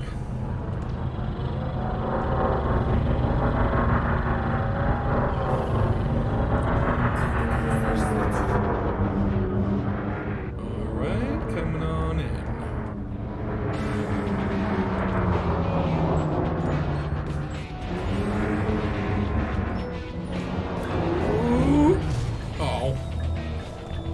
So close. There's also another buckyball thing happening soon, I think. Should look into it. The last buckyball was like the idea of landing on high G worlds, and I was like considering trying it, and I'm like, I'm not. That's not my forte.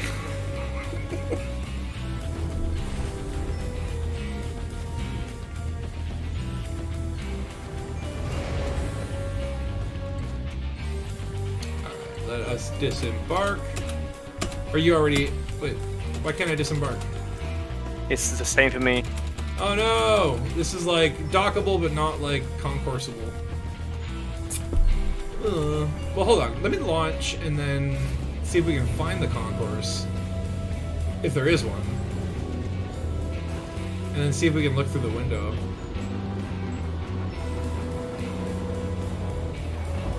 Although that'd be kind of weird if they put like graffiti on a place that you can't even get to see.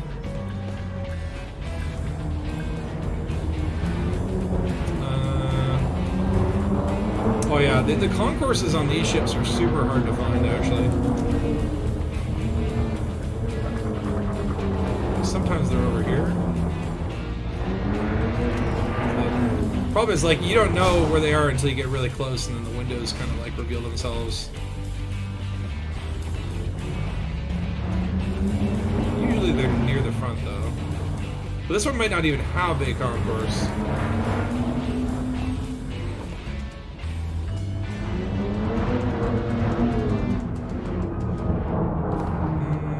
No.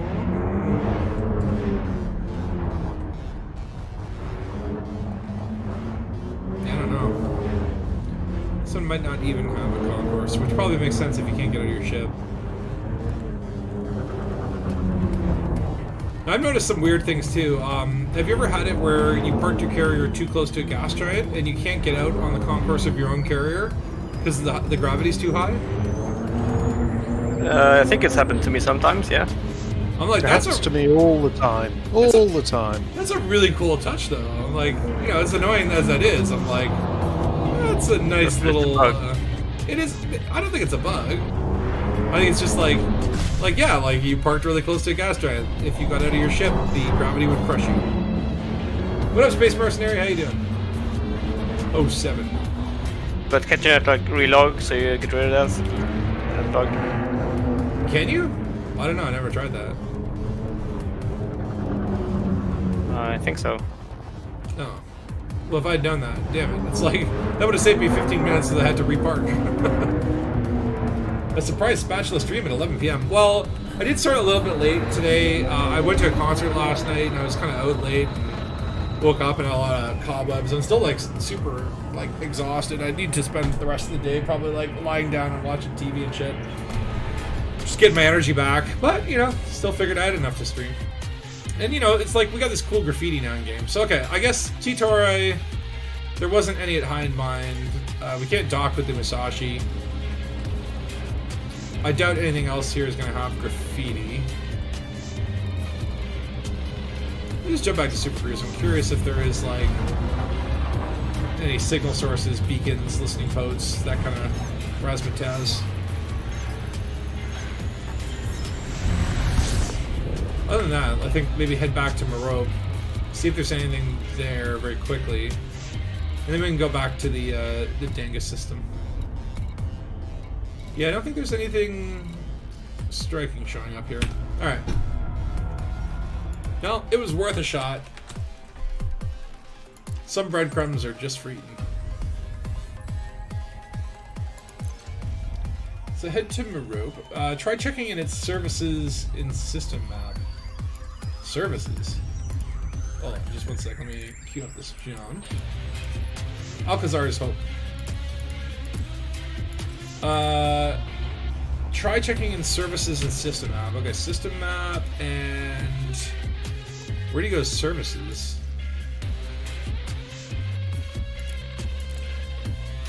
I don't know.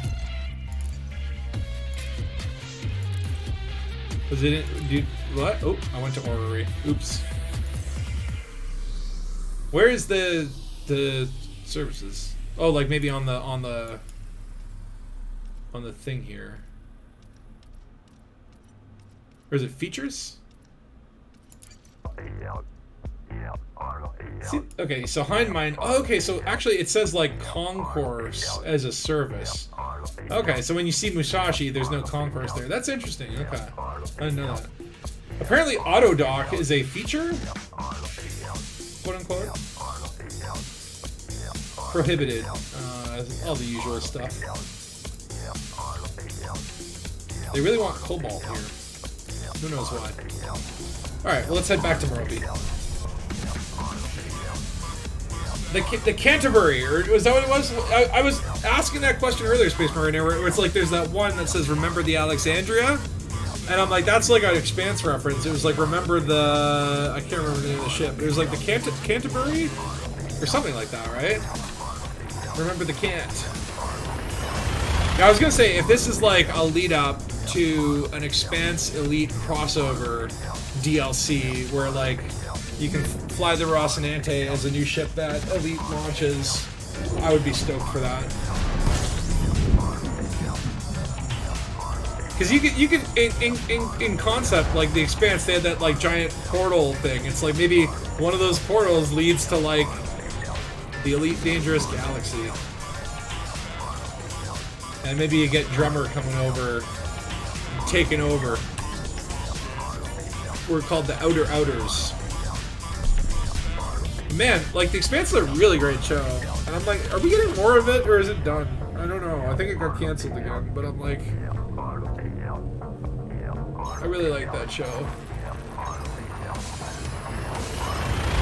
Just like there's not many good new sci-fi IPs that have come out recently, other than the Expanse.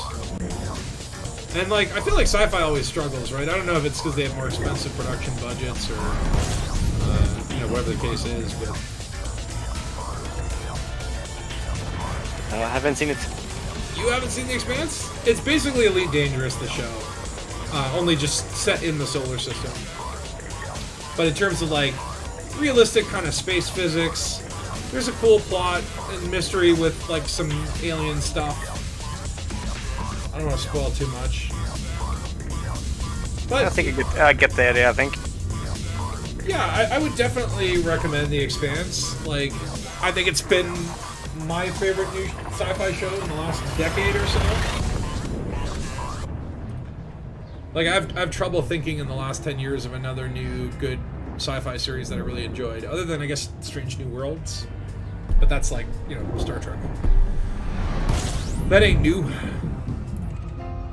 There've been a couple good movies and stuff, but like in terms of shows, like pretty much like since Battlestar Galactica ended, I think The Expanse was like this breath of fresh air of like, oh, fantastic original space content. I love the political tensions. Like in The Expanse, this doesn't spoil much, is you have the Earthers, like the people who live on Earth, and that's kind of like, if you were to compare that to Elite, very similar to the Federation. It's kind of corporate, it's kind of stale. Then you have Mars and the Martians, and Mars and Earth are kind of like hostile to each other, and Mars would be very much like the analogy for the Imperials, maybe a little bit, not quite, but you know, it's sort of like a little bit more militaristic, and they're all like, you know, like resource, they have to mine their resources, and kind of everyone is like has to contribute to Martian society kind of thing. And then you have the Belters, and the Belters are kind of like, I guess like maybe an analogy for the Alliance. It's kind of like an exploited ragtag group of people living in the belts, and their bones over generations have grown weak because they live in space, and they're kind of exploited by the planetary people, so they're kind of like fighting for their independence. And like for them, it's like, yeah, like we need air, and we, you know, like they're always after those like basic things. So there's a lot of piracy and whatever.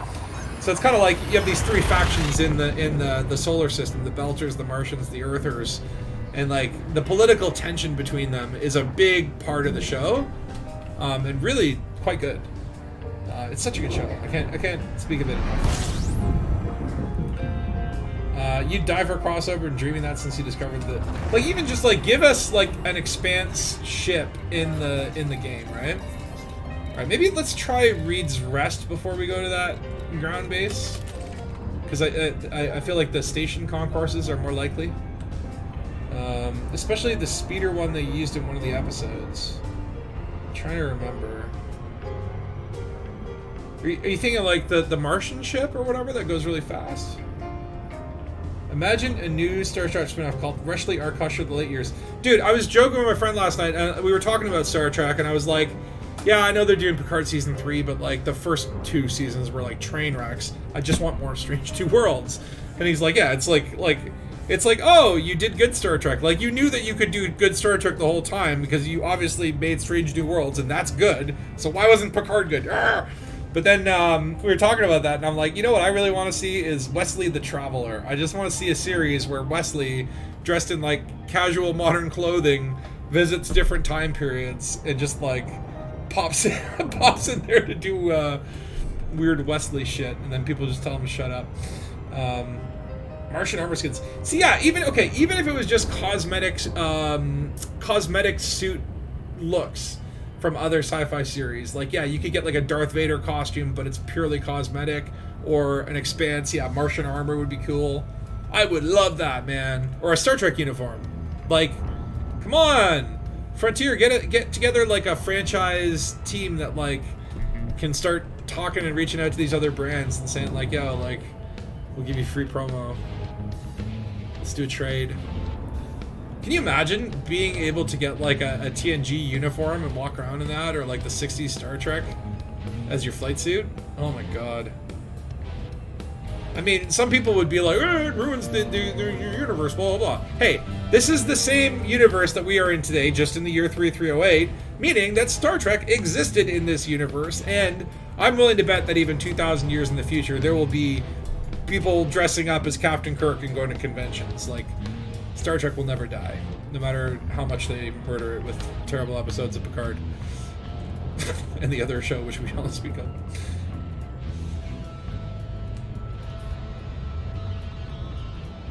I would love to see more wacky cosmetics. I mean, they added the, you know, it's like Dark Heavy's got the spicy, splashy pumpkin outfit. That doesn't ruin my immersion. If anything, it enhances it. Has anyone ever complained to you, Dark Heavy? Have you ever met up with a random commander and they say, excuse me, sir, can you change your clothes? You're ruining my immersion.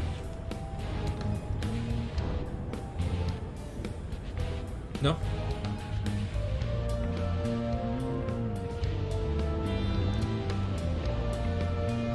Alright, I'm coming in on Reed's Rest.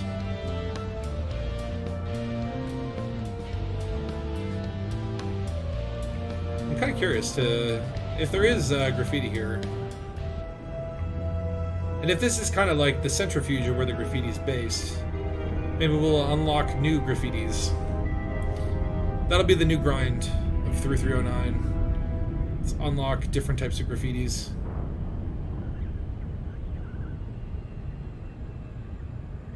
So I like real life graffiti. In Toronto, at least, where I live, there's a lot of like alleyways that have just like these huge graffiti murals, and some of them are like super impressive. And actually, there is Banksy did come to Toronto, and there were I think 4 or 5 Banksy pieces spotted around town. Only one of them still exists. One of them, like the owner stupidly just like painted over it. It's like, dude, that could have been worth something. And then a few others I think were defaced or like graffitied over or whatever. But it was weird because I was actually at a restaurant down a certain part of Toronto called the Distillery, which is like an older area. And randomly I was sitting there and I'm looking at the wall and I'm like, there's this like little piece of glass kind of framed into the bricks. And like the owner's there, I guess had recognized it, actually like put like a protective cover on it. And I saw a real Banksy piece just by like happenstance. Like I knew he had come downtown. I had seen like an article with some of the pieces, but just like by happenstance, just happened to be at the restaurant where it was at the corner. And I was just like, oh, look at that. That's cool. Oh, the Orville is kind of good. Yeah, you know, I watched like a little bit of season 1 of the Orville, and I liked it. I'm not normally a Seth MacFarlane fan. Like I think he's a decent comedy writer, but I hate the fact that he casts himself in the show as like Captain Kirk. It's so like it's very Salvation, let's say that. But I did enjoy what I did watch, and I should probably give that a visit because I'm sure it gets better later. Like I think, you know, he's a Star Trek fan, and I remember like watching those few episodes while I was watching the first episode of Star Trek Discovery and being like, wow, this spin-off, the Orville show is like more Star Trek than this modern Star Trek. Which is cool. I like that. You love the Chinese New Year outfit? Yeah, Tokoso has that one. It looks really cool. With the, is it a rabbit? I thought it was like a tiger, but... Oh, I guess like, maybe it was a tiger this year and the rabbit is the next Chinese New Year?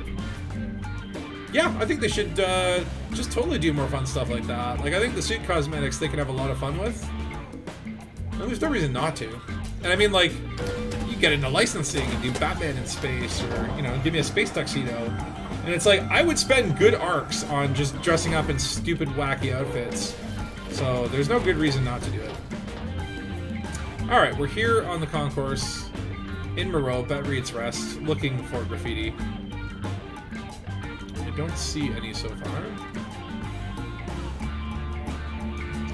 Usually they're kind of like some on these stairwells.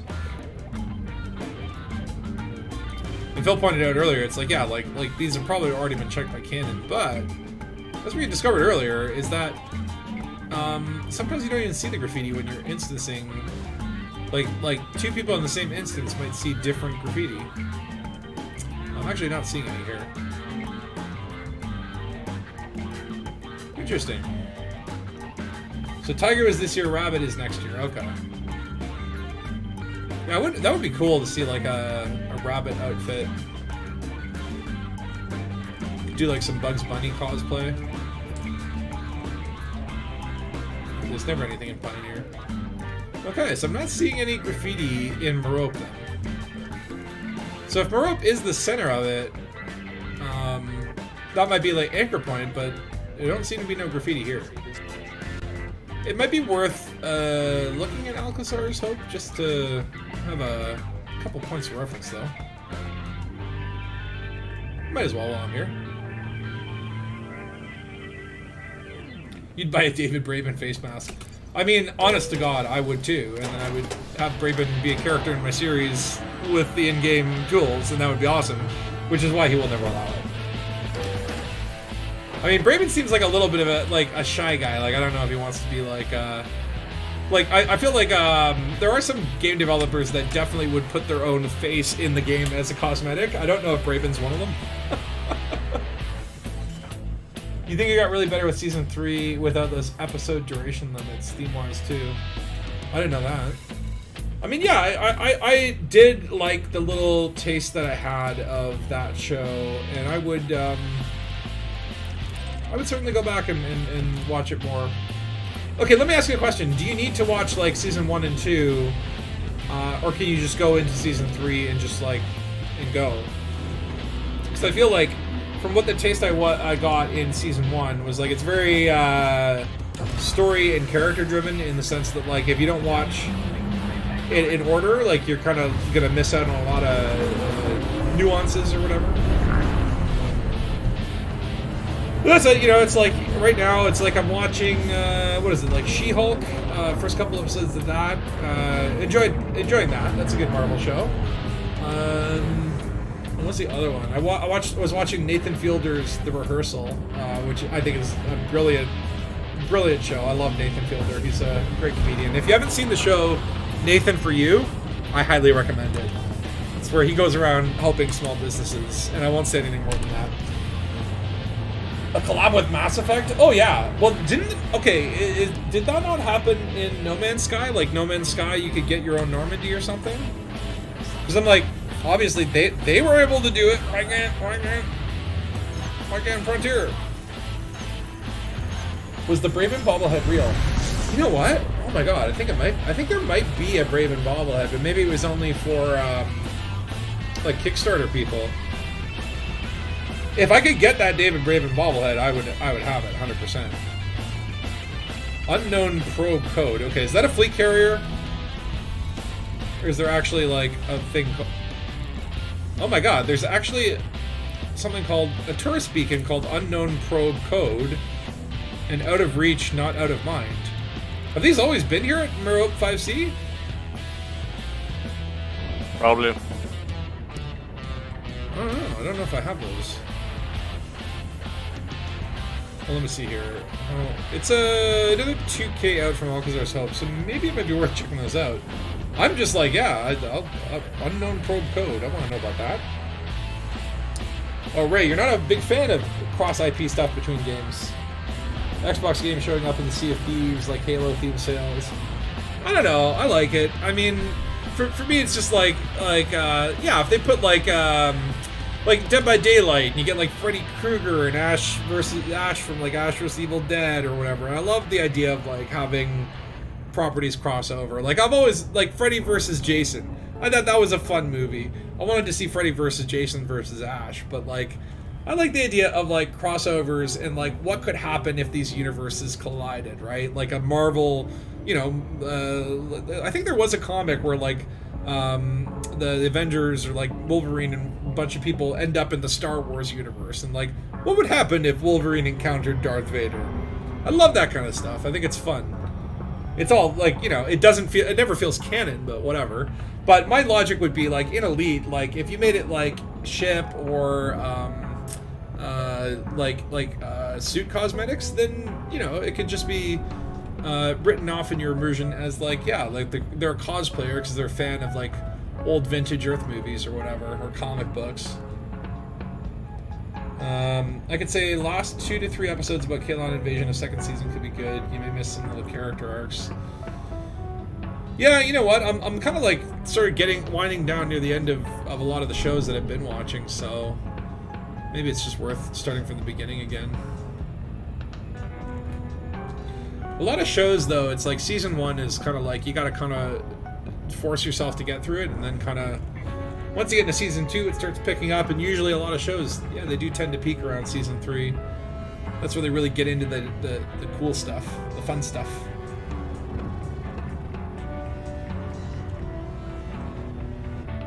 There was another crossover I liked where it was like the concept that like the Millennium Falcon landed on Earth and crash landed, like, you know, maybe was trying to do the Kessel Run in 14 parsecs or whatever, and fell into a wormhole, crash landed on Earth. Han Solo died, but Chewie didn't. And then, you know, he used like an eternal Wookiee, so just like wandered the Earth for thousands and thousands of years until an archaeologist named Indiana Jones was, you know, looking for the ruins of this crashed spaceship and encountered quote-unquote Bigfoot. And you have like 2 different Harrison Ford characters encountering Chewie. Like, that's cool. Obviously not, you know, it's not canon, but I like crossovers. I think they're fun.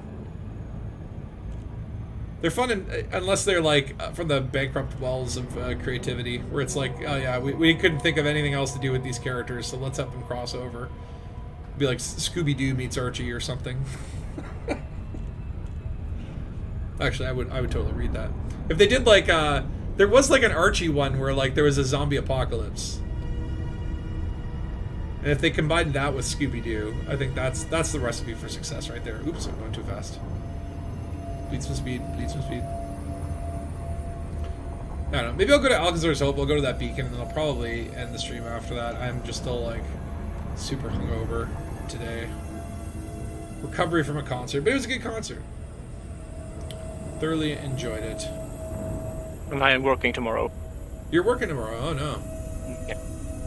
That's good. It's money. I need money. That's true. Money is important. It buys arcs.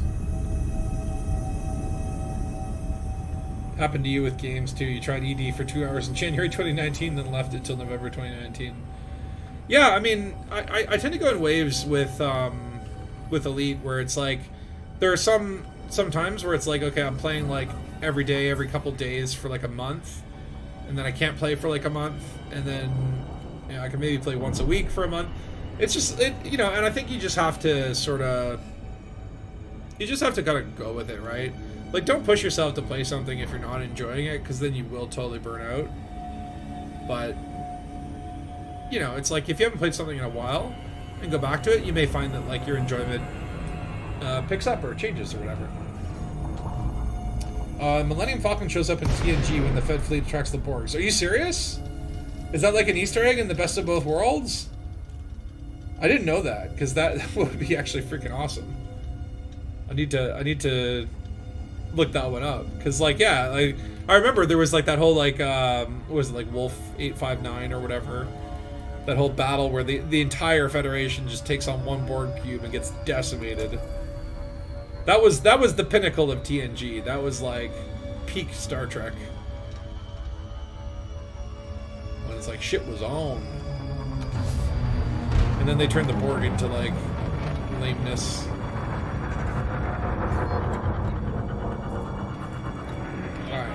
Landing at Alcazar's Hope. That's our last stop on the Graffiti tour. Let's see if there's anything here. Did not find any in the ground concourse. My hypothesis is we probably won't find anything here, but you know, it's all about testing the hypothesis.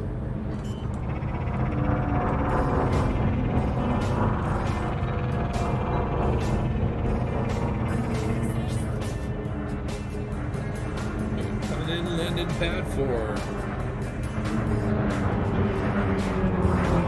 But you know what'd be cool would be a generation ship called Battlestar Galactica. Even if it was just like, you know, just looks like a normal generation ship, but if the log is kind of implied that like, yeah, this is like some colony that set off and you know, some colony that like wanted to like re-find Earth, like they had lost all their knowledge and they were trying to re-find Earth and they were pursued by an unknown AI. Like, how cool would that be? Even if it was just like in-game assets, but then with a little bit of a hint that it was Battlestar, like I'd be okay with that stuff too. Stuff like that would get me excited. I would get all like, ooh, this is cool. According to the video, the special effects guy worked at Star Wars and TNG at the time. Who was it? Was it Phil Tippett? I think it was. Did he work on Star Trek? I don't know if Phil Tippett worked on Star Trek, but I've been meaning to watch his movie called Mad God. Apparently it's just like this like 20-year claymation thing that he did. It's just a vignette of total insanity. You've been back this week after the console announcement. Surprisingly had an itch for exploration and exploring. Wasn't even my type of gameplay. Enjoying it after learning neutron jumps. Oh yeah, neutron jumps are essential now. I remember a day when we did not have those. So Alcazar's Hope, not seeing any graffiti yet. This is a different type of concourse as well. But it's worth a check. I love this concourse style. Yeah, this is my favorite concourse. Where the bar is kind of like down there in a little cool area. You can kind of be up here and look down at the bar. It's all magenta bar. Magenta. Okay, so I'm not seeing any graffiti. So yeah, it looks like I don't think Merope has any graffiti. But it's interesting, yeah. I mean, I wonder if we were to plot out all the systems that had graffiti, if there's any shared properties. Like, Phil mentioned, like, most of the ones that do have, like, the AXI background faction, so maybe that could be a factor. Yeah, all of them have the EXI manufacturing present.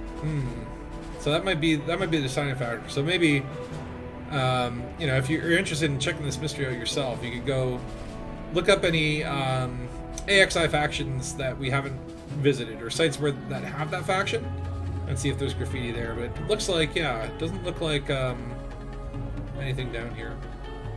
And yeah, I really like this concourse type. But yeah, I don't know. Graffiti's popping up around the bubble. I don't know where all the spray paint's coming from, or why they haven't had graffiti in years and years, but this is just what it is. Unlocking a SAG A trophy too. Oh yeah, if you haven't been to SAG A, that's I like every player has to go to SAG A. Beagle Point if you're daring enough. I have not been to Beagle Point myself. Maybe one day, but I feel like usually after like I go to SAG A and back, I've only done it twice. You need a break from the game after that. I imagine like Beagle Point, I'll probably need to not play for a year. You found the Braven bobblehead video on the Frontier page. Oh yeah, like for sure it exists. It's just more like, how do you get it? Because I would buy it. Alright, I want to go to this unknown probe code beacon and the other one, and then I think I will end the stream after that, and then let you European folks go to bed while I, you know, kind of sit back, relax. I gotta do some dinner soon. And then, recover that energy.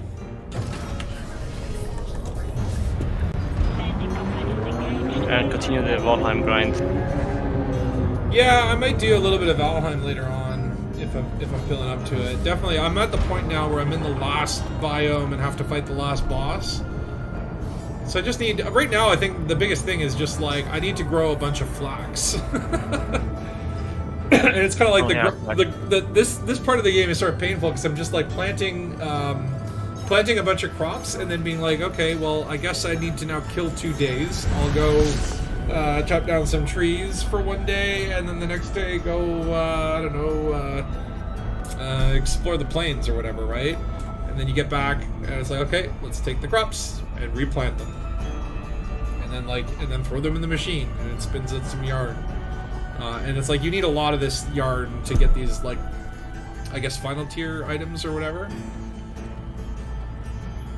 So it is kind of there's always like a painful choke point. I remember it was like circling cores very early on. It was like you had to get these cores by going into caves with skeletons, and it was kind of like, you were talking about this, Phil, it's like RNG based, so some caves would have like 2 and others would have like 10. It's and then like after sometimes 0. And sometimes 0, yeah. And then after that, I think the next choke point was like you go into the swamps and you have to mine iron, and you just have to mine a ton of it, and it's like, and then now for me it's like the flax or whatever. Like there's always one item. It's the same thing with Elite, where it's always like, it's like, oh, I got everything I need except for Guardian technology components. I need 60 more of those. Oh great. What are you saying, Space Mercenary? Beagle Point is just too much. Maybe I'll hitch a ride on a fleet carrier. Yeah, I mean, you could do that, but then you don't get like the satisfaction of saying you did it on your own. I mean, I don't know if you remember Paroxym. Paroxym used to play a lot of Elite. He did some crazy stuff. He went to Beagle Point and back in like a Mamba or a Fer-de-Lance with no canopy. Like he broke his canopy in the bubble and then had to like keep synthesizing life support as he jumped out there and back. It's 1500 here. Still need to work. Cash is king. What is 1500? That's like 3 after 12, like 3 o'clock. Oh, that's not bad. Or maybe the year. The what? The year. It's the year 1500. The 16th century or whatever is. Ray Mobula lives in the 16th century. Where there's only cash, yeah. No, I guess it's like West Coast or whatever, so 3 hours behind. Yeah, that's not bad. But Beagle Point, like, there's nothing to see there really. And it doesn't look special in any yeah, way. So I would say that the journey there is the point of doing it, not to look at what's actually there. So exactly, it's just like not to say really that worth it in a you've fleet been- carrier. There's nothing. Yeah, you've been in the longest that you can go away from Seoul or whatever. It's the badge of honor, right? But it's like, yeah, you could get there on a fleet carrier and at least cash it in. I think there is like on eddb.io you have like different badges you can earn for like jumping the most distance or visiting Sajay or Beagle Point. There's actually an award or a certificate or whatever for getting killed by Sally, who's one of the community managers. And I'm like, how do you get that one? I'm like, do you have to reach out to Sally and be like, hey, listen, can you meet up in a system and just blow the heck out of me? I don't know how you get that one, but I love badges. I love achievements in games and badges and stuff that you know, it's just stuff that you can look back and go, oh yeah, I remember when I did that. Guardian data grind PTSD flashback. Yep, I feel that. Yeah, 3 p.m. No, you're not old, Ray. It's just like military time when it's like I always do like bad math in my head. It's like the way I do math is weird. Like if I have to do like what is like 12 minus 7, it's like okay, like 7 and 3 is 10 plus 2 is 2 plus 3 equals 5 equals 7 minus 12 equals 5. But you know what I mean? Like it's like I just go do like some weird ass long math in my head. It's just the way my brain processes it. So whenever it's like military time, I always have to do like, okay, it's like 17 o'clock. That's 17 minus 12, which means 12 minus 2 is 10. 7 minus 2 is 5. 5 minus 10 is 5. Therefore, it's 5 o'clock. Like that's just the stupid, screwed up way that my brain tends to think about it. It's like I divide things into like, I don't know, easily processable units. We no good at numbers. That's what you have calculators for. Oh look, someone named their carrier TARDIS. But it's not really bigger. It's on a the side. Doctor Who thing, right? Oh yeah. Have you not seen Yeah. Doctor Who? Nope. Oh wow. I'm not much for TV shows, for series. I don't like them. Yeah, I like Doctor Who. I like anything sci-fi. I will give a watch, at least give it a try. Alright, so what is this unknown probe code? So, on August 20th, 3302, the Canyon Interstellar Research Group discovered, recorded, and translated a tight beam transmission from an unknown probe directed at Merope 5C. Where'd the message go? Did this get redacted? Okay, here we go. Research into the probes so far has been hindered by their scarcity, but with the number of probes found increasing, transmission analysis efforts ramped up, leading to successful decryption. The transmission was found to contain blocks of octal numbers describing planetary data such as radius, surface temperature, gravity, and atmospheric composition. It's so crazy. It seems to be something that talks about the pre-Thargoid era. Oh yeah, 3302. Yeah, 3302. This is like when before the Thargoids had before the return, quote unquote. But like, you know, it's like when they were figuring out like what is it with the probes and how do they work, right? Which is like, you know, I think it's cool that they kind of put that in the game. I mean, certainly it's, I think a little bit above my head. I would never be able to do all that and figure it all out on my own, right? Which is why it's, you know, it's great that we have such bright minds in this universe to, you know, take those breadcrumbs and turn them into digestible things that we can actually follow. Now, what's this other one? Out of reach, not out of mind. That's an interesting name for a beacon. A beacon. 24-hour system rules. I mean, I get the benefit of it, because then you don't have to say AM and PM. It's just like, my brain was conditioned on the 12-hour clock. Hard to reprogram.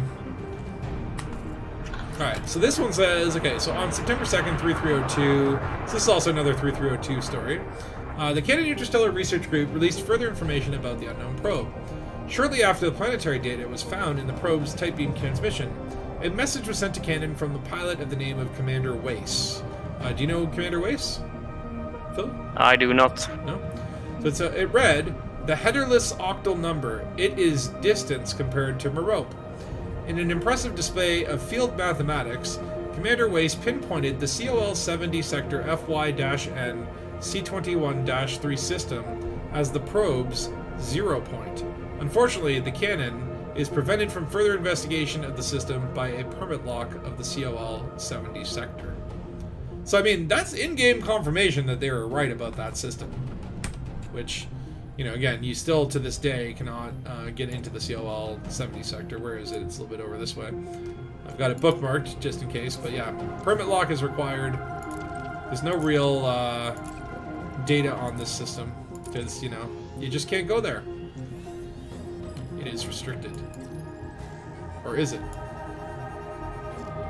Yeah, route unavailable. So is that the Thargoid homeworld? Is that just like you know, at a Thargoid outpost? We don't know. We don't know what's there. Why? Because Frontier doesn't want us to know. Alright, is there anything else interesting around here? I'm surprised I have never gone there. Yeah, there's a couple listening posts in here, but I think those are old ones. Yeah, I think I'll head back to the Dangus and then I'll finish off the stream there. No, where is the Dangus? Where did I park? Do you even remember where I parked? HR 1185. HR. Oh, yeah, there it is. 1185. The yellow one. The one that's a huge bright color that should be incredibly obvious. The permit locks. Yeah, I mean, I'm definitely getting to the point where I'm like, okay, like, we've had, like, not only, okay, so the COL-70 sector is the obvious permit lock, Polaris, and then there's a few other ones that are near the bubble, and then there's actually, like, a ton that have been discovered out there in the deep black. And, like, okay, I can understand maybe Frontier uses one of them to, like, test out. Maybe they have, like, another fake bubble in the game that is just inaccessible where they test BGS stuff on. I don't know. But, you know, they always talked about, you know, the potential of unlocking these things, and that, you know, they are there for quote-unquote future content. It's now like 8.5 years into the future, guys. Let's unlock one of them. And that's what, you know, again, it's like I really hope that the storyline that they're developing, and they've kind of got over most of the tech hurdles of, you know, Odyssey came out, it was running like crap, now it runs okay. And hopefully they can now focus on, you know, like, let's expand the content. And one of the areas that I really hope they do is, let's unlock the COL-70 sector, let's have more Thargoid ground interactions, let's have base infiltrations, let's have something really momentous happen. Something that, you know, kind of lights the galaxy up a buzz. Which, you know, the Proteus Wave, I think, did. Probably didn't bring, like, a lot of old players back to the game, but, you know, in terms of having things to talk about that are Elite related, the whole Salvation storyline has really, you know, at least done some wonders for us. Oh, Phil's getting interdicted. What'd you do? I don't know, I'm military. Do you have bio? Oh, you get routine inspection. I could try and interdict the... Oh, I don't have an interdictor. Never mind.